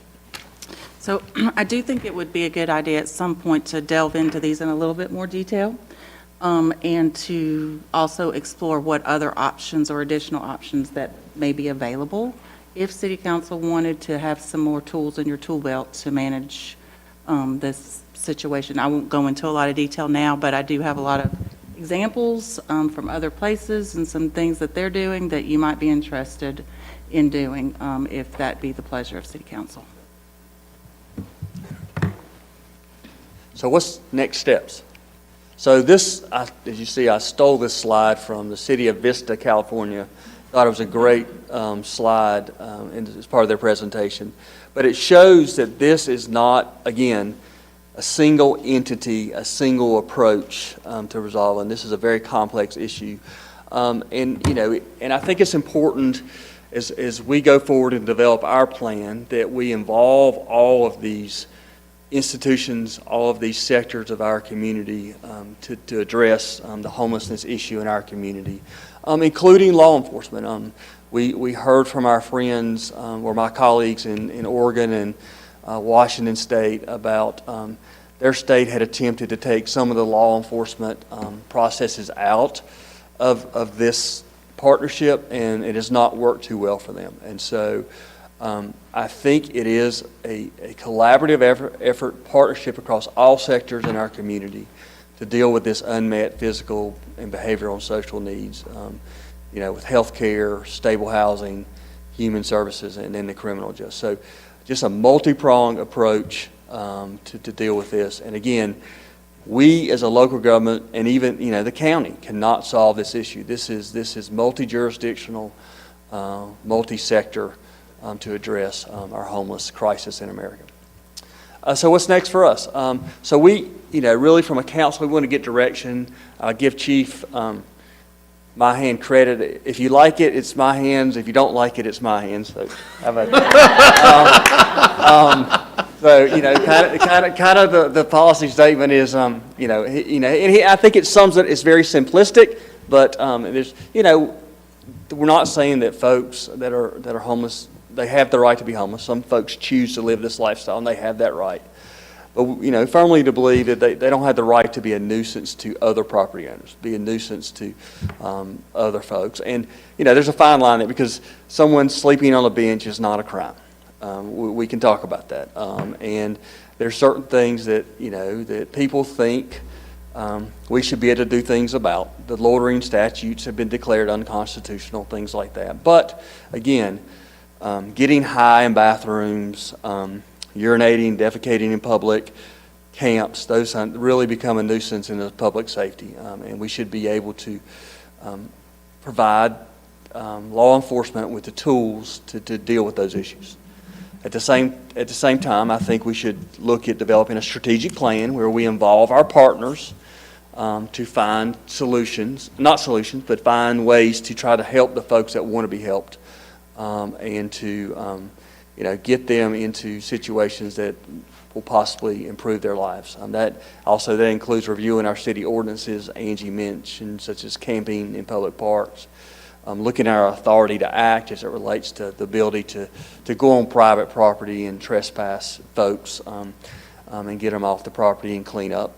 We also should improve our partnerships. We're working on that with the Connection Center, which is really important. I think will be that one-stop affordable housing, and mental health, and drug treatment, which is not in our kind of our toolbox, but one that we're going to have to develop in the community and involve public health. So those are really what I think ultimately I would like to, if council will kind of give us this direction to really try to help the folks that want to be helped, but also move forward with and continue to do what we're doing. That if you're a nuisance, we're not going to let you destroy other people's property. We're not going to let you be nuisance to our citizens in our community in a way that impacts public health and safety. And I think that's important for the police department to have that direction from the department, from the city council, and then we will move forward with some of the strategic planning and ordinances and things like that. So a systematic approach to dealing with homes. So I'll stop and answer any questions. And anything I missed? Yeah. Any questions?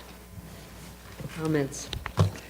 Do you have a percentage or kind of like an overall number from just what the calls that you've collected so far that were actually violent in nature, suicides, overdose, sexual assaults, rapes, fights, stabbings? I will have to dig into this, but just to look here real quick, so we've got at least one suicide, about a dozen overdoses, 6 fights. There are some disturbances, which could be fights or arguments. We do have a couple of assaults on here, but when the assaults happened, they were serious. We had a stabbing at the bus stop. We had some sexual assaults in some of these. So it's a smaller percentage because usually those aren't happening on the street corner. They're happening in camps and play. I mean, obviously the assault did, but it's a smaller percentage of what we're dealing with. But I do think that our data is not 100% accurate, and that a lot of the overdoses that we're seeing are not all homeless folks, but there is a good percentage of them that are. And what we're seeing, again, the affordable housing issue is I don't know, is hitting the folks that we are dealing with most often. We're dealing with, again, the chronic homeless that are choosing to be homeless, living under bridges, living in camps out, the pictures that you saw. But the serious crimes are less. Again, it's more of a public order, public nuisance issues that we're dealing with on a more frequent basis. Okay, thank you. Anything else? I have so many thoughts.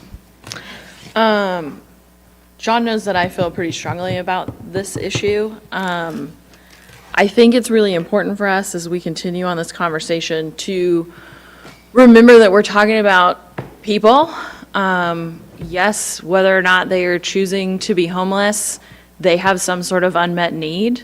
And when you have a lot of unmet needs and you are living in a constant state of stress and trauma, you are not necessarily capable of making the best decisions for yourself. So for us to say people are choosing that, yes, they may be in the moment, but that doesn't mean that they are in the right headspace to be making those choices. I liked the plagiarized slide that you took. I think a collaborative effort is going to be the only way to approach this. I am in favor of a low barrier entry shelter because, again, if someone is suffering from addiction and you tell them, well, you can't have a bed until you're sober, or you can't have a bed until you go get a job, which means you need to be sober, that person who is suffering from addiction doesn't care.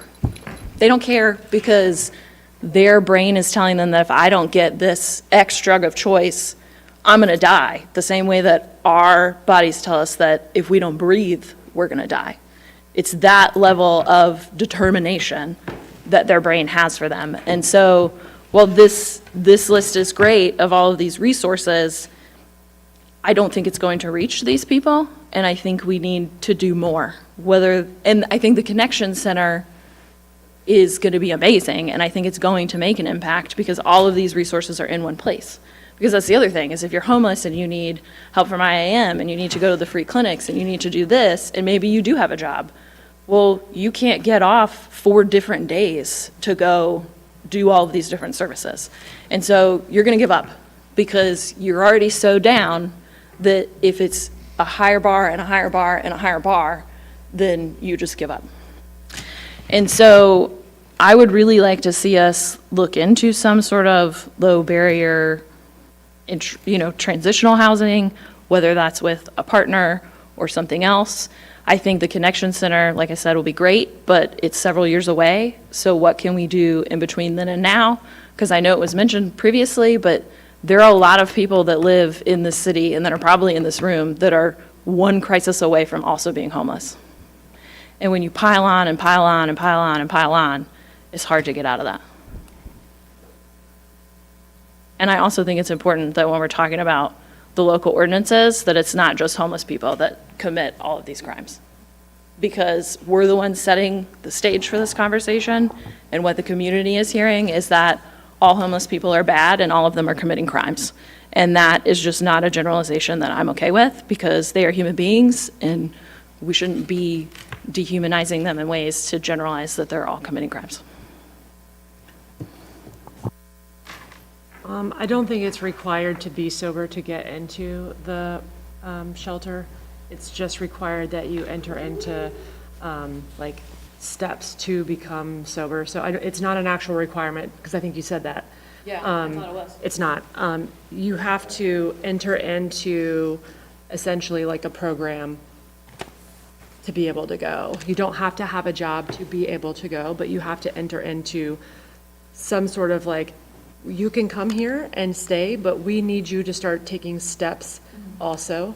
And so just to correct that, because it's not accurate, I'm not in supportive of low barrier shelters. I think a jail is a high barrier shelter, but jail doesn't really fix the problem. And so I'm super excited to see a community-based diversion program, because that gives at least an option. Again, there is an option to go into the shelter and take steps to get sober, but then there's the option criminally when you actually commit criminal crimes. And so diversion programs and community-based diversion programs do work. We need community-based rehabilitation, though, here, and that's, I guess, a pretty long way out. That's obviously my concern with the Connection Center, is that I feel like it's just kind of like, okay, here's this lovely place for people to go, but how do you get sober? And so I think we have a long way to go in the community, but I also agree with the My Hand statement, which is, people do have the right to be homeless, but, when you're breaking and entering into people's property, when you're stealing and you're committing crimes, and again, it's not just homeless, but I think the bulk of the crimes that are happening in that aspect are, I gave CPR to a man who drove his car overdosing out into Church Street on a Friday afternoon with my children in the car, and he was not homeless, so I understand that these crimes are happening and, these overdoses are happening, but, and I agree it's a collaborative effort, but I just don't want people to think that there are not options. And, I've participated in the point-in-time studies, I know you have, and the folks that we are interviewing are refusing services, and so that they're making a choice, right? And so we can't force them to do anything different, but what we can do is make sure they're at least following the law and they're not trespassing on people's property and damaging people's property and assaulting people and raping people. And just like the law enforcement community would enforce any law, I just want our community to be safe.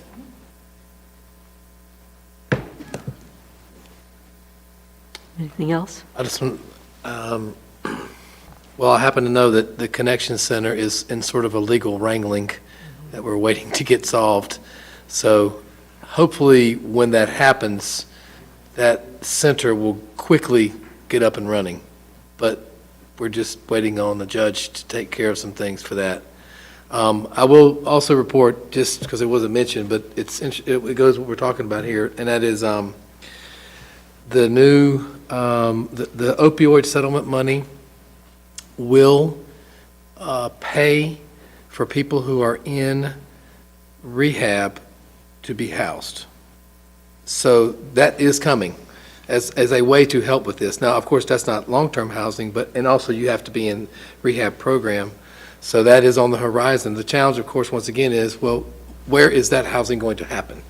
And I don't know how the city gets into that business other than, business is the right term, service, other than providing some location or resources to help. And I don't know what that is. But I know that trying to house people who are in rehab is going to be challenging because the average landlord is like, no, they're not coming to my place, right? Even if there is a public subsidy of the rent, and it's at market value. So I do think with that coming, that is one problem we can be looking at trying to help solve, is for those people in the program who are getting their Medicaid is paying for their recovery, and the opioid money is paying for their rent, finding that place for them to be.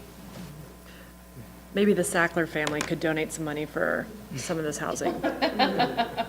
Maybe. Anything else? Debbie, I'd like to hear your thoughts on all this. You've been awfully quiet. No comment? I do think Jennifer brings up a good point that there is a huge lack of access to recovery programs, an extreme lack of access, and the programs that you can get a hold of are either inadequate because they're too short or they don't have enough resources, or they cost you as much as a brand new car, which is, and they're hard to find and get into. And being somebody who's suffering from an addiction, trying to access those services, like, it's impossible. I think the city, we can do what we can, but it is a community problem, and it's not something we as a city can solve. We can work with other entities and try to take that full approach of all different organizations. So just try to deal with the situation. I think the approach we've been taking is, you've seen what we're doing. Do you want us to, we'll continue down this road, a multi-pronged approach with some legal remedies and some mental health, public health, softer remedies, would be a joint approach. That way, with the idea that, you know, we're going to protect the public health and public property, or public and private property, but also try to address the situation. Is that? I just have one more comment about that. Because the huge complaints that I get specifically out by the business community, out kind of by Super Walmart and, you know, Ebenezer Church, a lot of kind of blame game happens between the city and the county. One of the biggest complaints by business owners is that we're not doing anything. Well, it actually isn't in the city, and most of the camps are literally just outside the city limits. And so what's happening is they're coming in during the day and, you know, doing the most damage on breaking and stealing and that kind of stuff. But then in the nighttime, we'll go back out to like the camp, which is in the county, that we can't do anything about. And then I know there's some in the ETJ. And so I just would like to have maybe a collaborative discussion with the county or whatever jurisdiction the camps are in, so that we can have kind of a joint effort in dealing with some of the movement. Because I know, you know, we kind of get ridiculed a lot that we're not doing enough or that we're not doing the right things, but we're doing everything within our scope of where we are. And so just if we had, you know, kind of a group effort in communication, then, you know. Yep. We can definitely do that. All right. Okay. Thank you all for digging in and getting all that information for us. We do appreciate it. Madam Mayor, could I ask for a very quick bathroom break before we continue? Okay. Thank you. All right.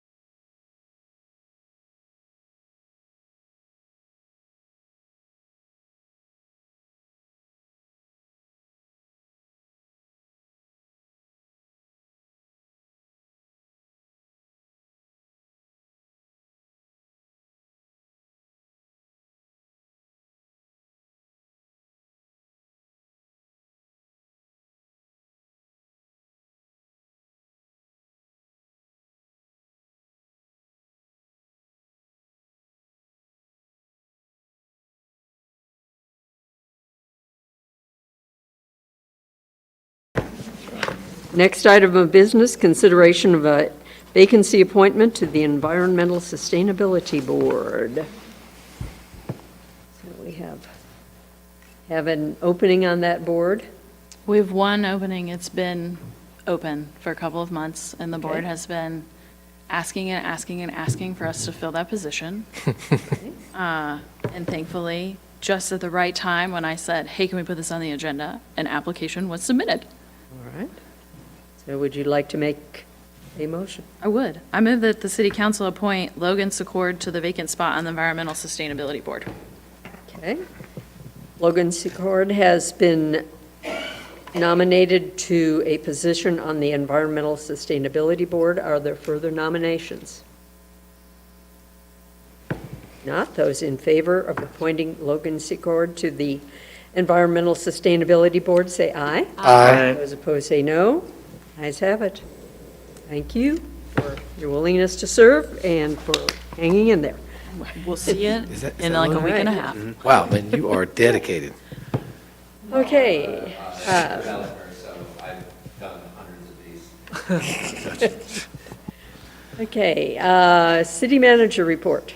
Mayor Vogt, members of City Council, just real briefly, your September contingency report is included in your agenda packet for your information. So as required by policy, I'll draw your attention to that. Two quick things.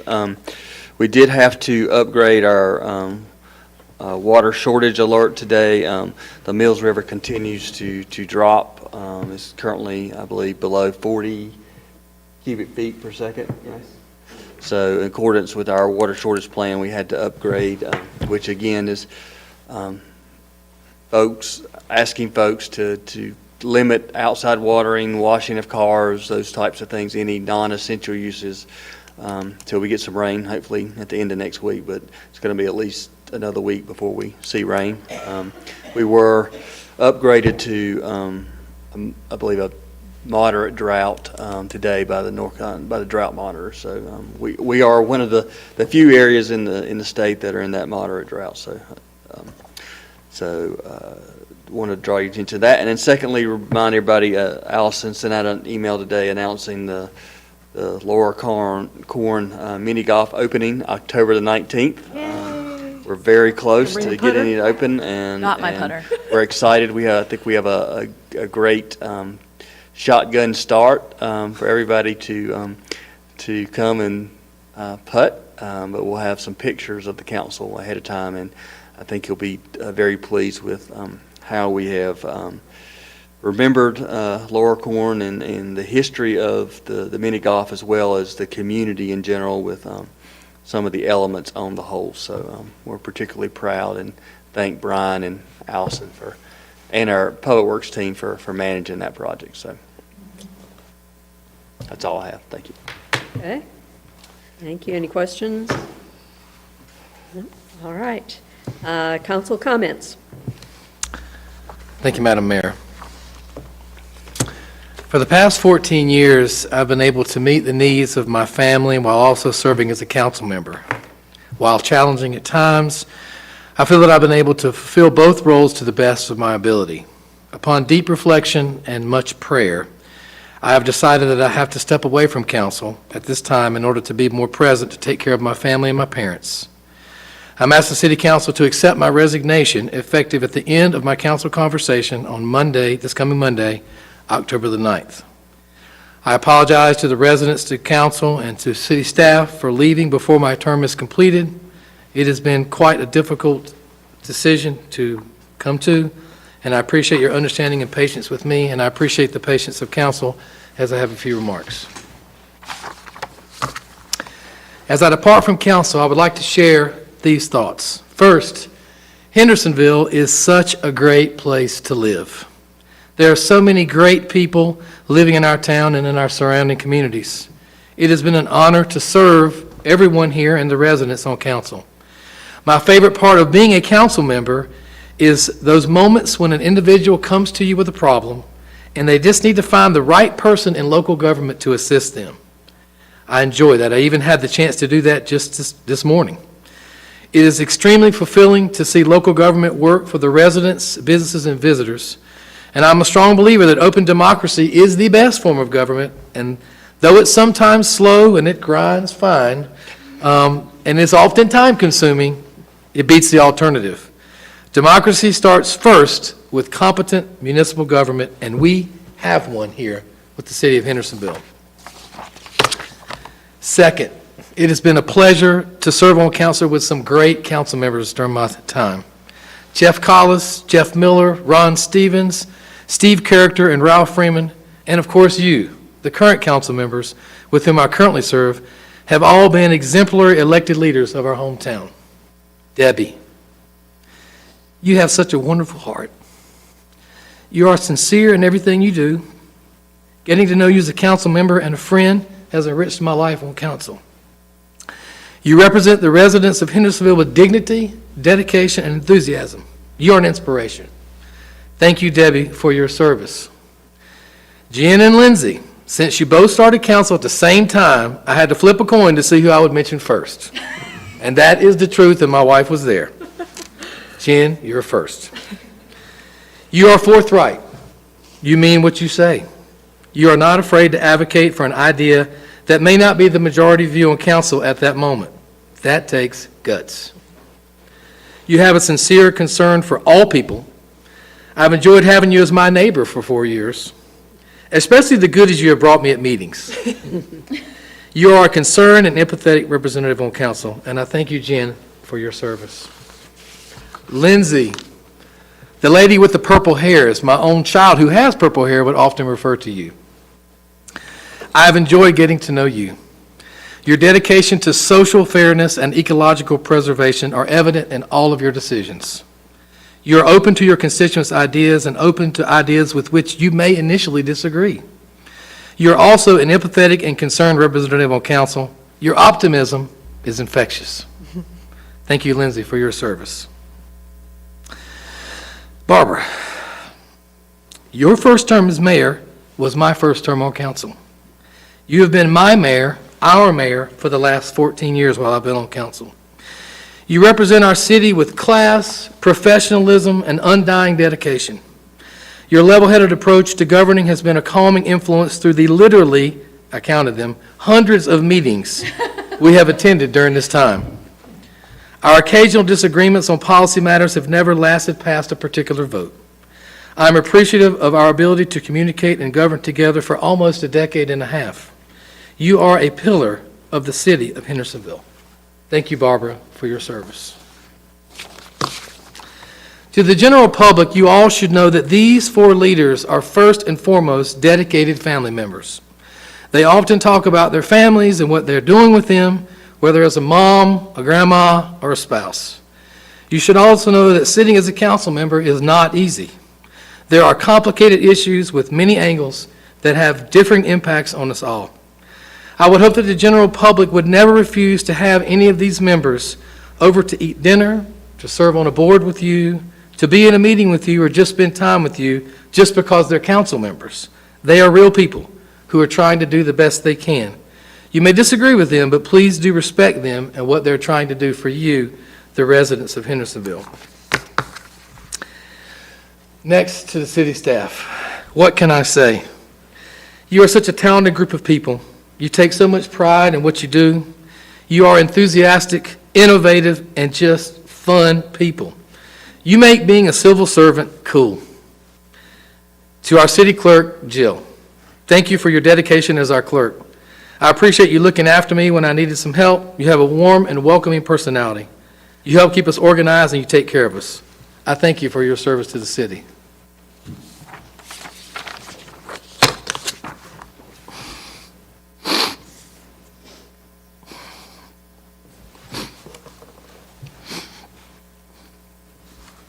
To our city attorney, Angie, I'm so going to miss working with you.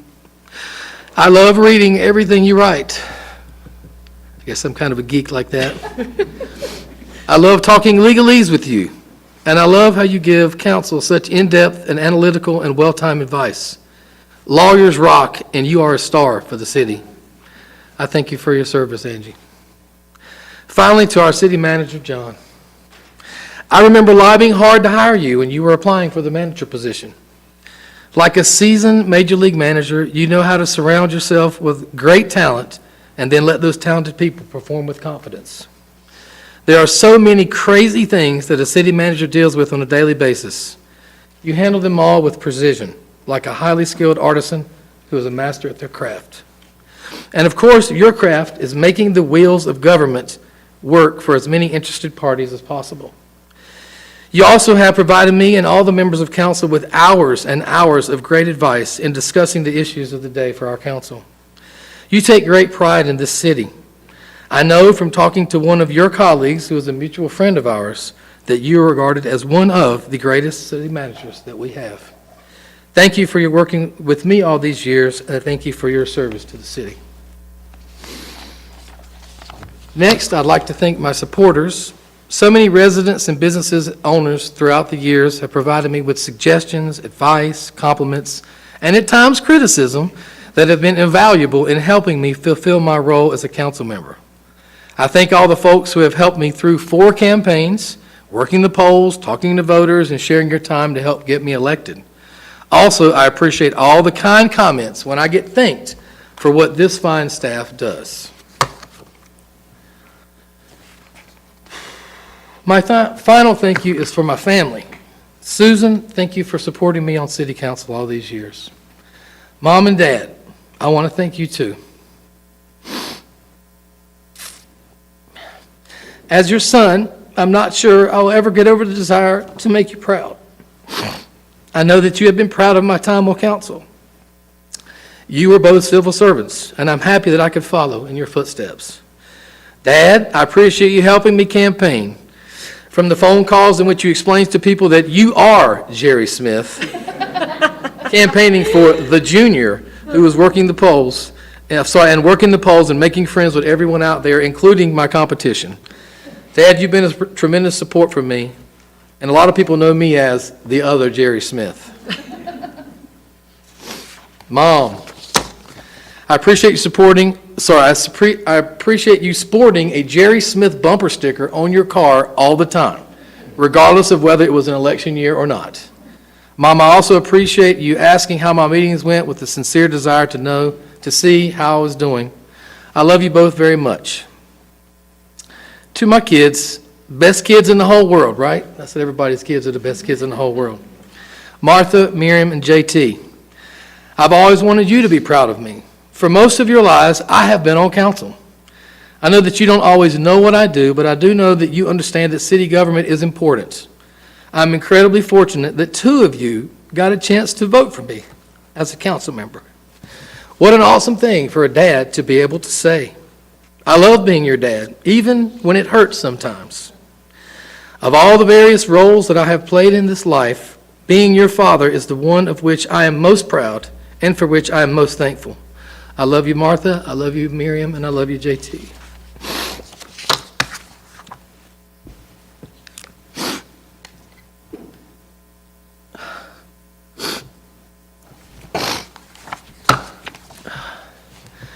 To my sweet, beautiful, and caring wife, Ann, thank you for supporting me through this city council journey.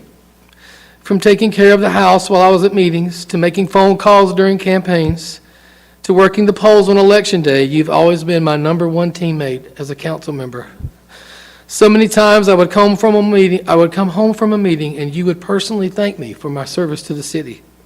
I've always appreciated that. You have prayed for me and for my well-being for so long. I'm lucky to have been married to you for 28 years, half of which I've been on council. You also care deeply for the city, and I appreciate your undying support. I love you, dear. Te quiero muchísimo. To the residents of Hendersonville, I do not know what the future holds. I look forward to helping my city in other ways. Who knows what the next chapter will hold in my service to the city, but I thank you for entrusting me to be one of your leaders. Thank you.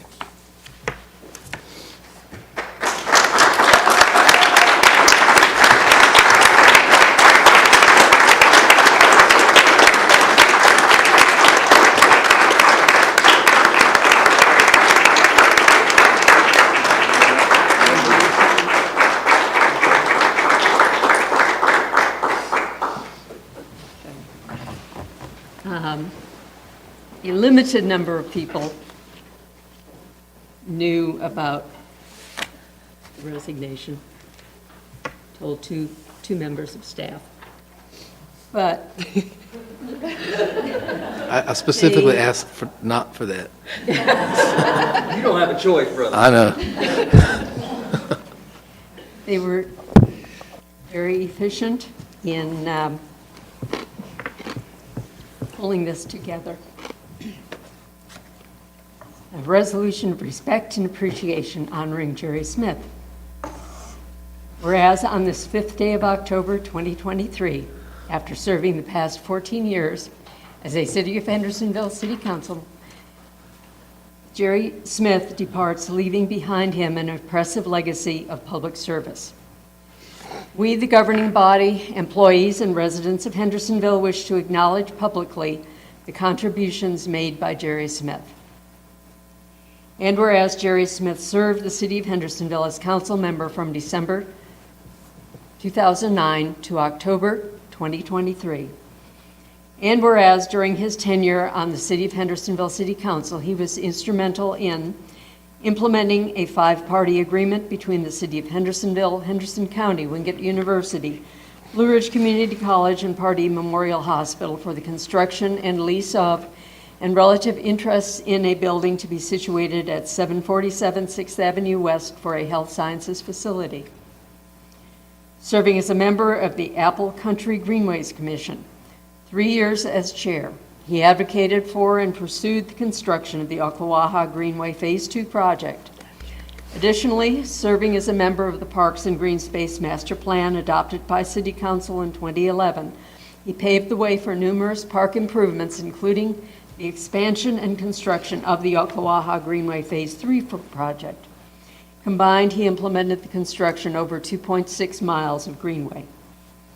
The visionary investment in the construction of Fire Station Number 2, purchase of multiple fire apparatus, hiring of over 15 firefighters and life safety personnel, rehabilitation and construction of Fire Station Number 1, the purchase of land for Fire Station 3, and critical investments in a reliable water system resulting in the achievement of an ISO Public Protection Class 1 rating for all residents and businesses within the City of Hendersonville.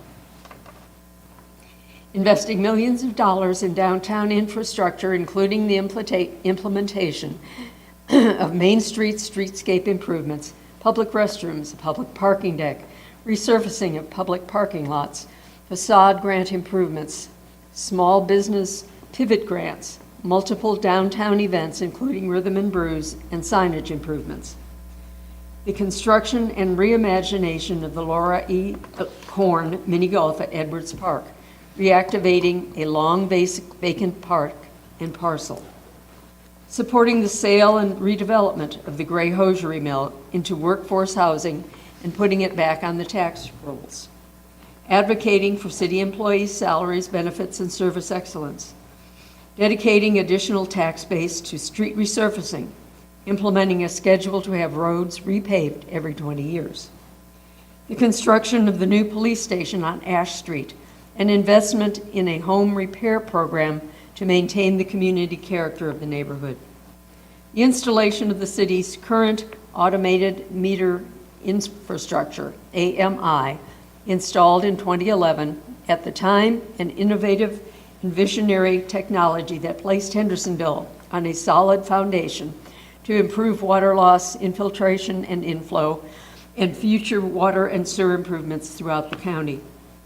Implementing a water sewer rate structure and utility extension policies to provide more equitable funding of future utility projects. Whereas during his tenure on the City Council, Jerry Smith has remained a devoted proponent of park, greenway, and trail development in Hendersonville, supported quality of life enhancements for the lives of community members as well as City of Hendersonville employees, and championed operating a top-notch water and sewer utility for approximately 80,000 customers across Hendersonville and Henderson County. Now therefore be it resolved by the City Council of the City of Hendersonville on behalf of the employees of the City of Hendersonville and residents and customers served by the local government and utility system, that the mayor and city council extend to Jerry Smith their sincere appreciation for all of his loyal and dedicated service to the betterment of the City of Hendersonville for the past 14 years.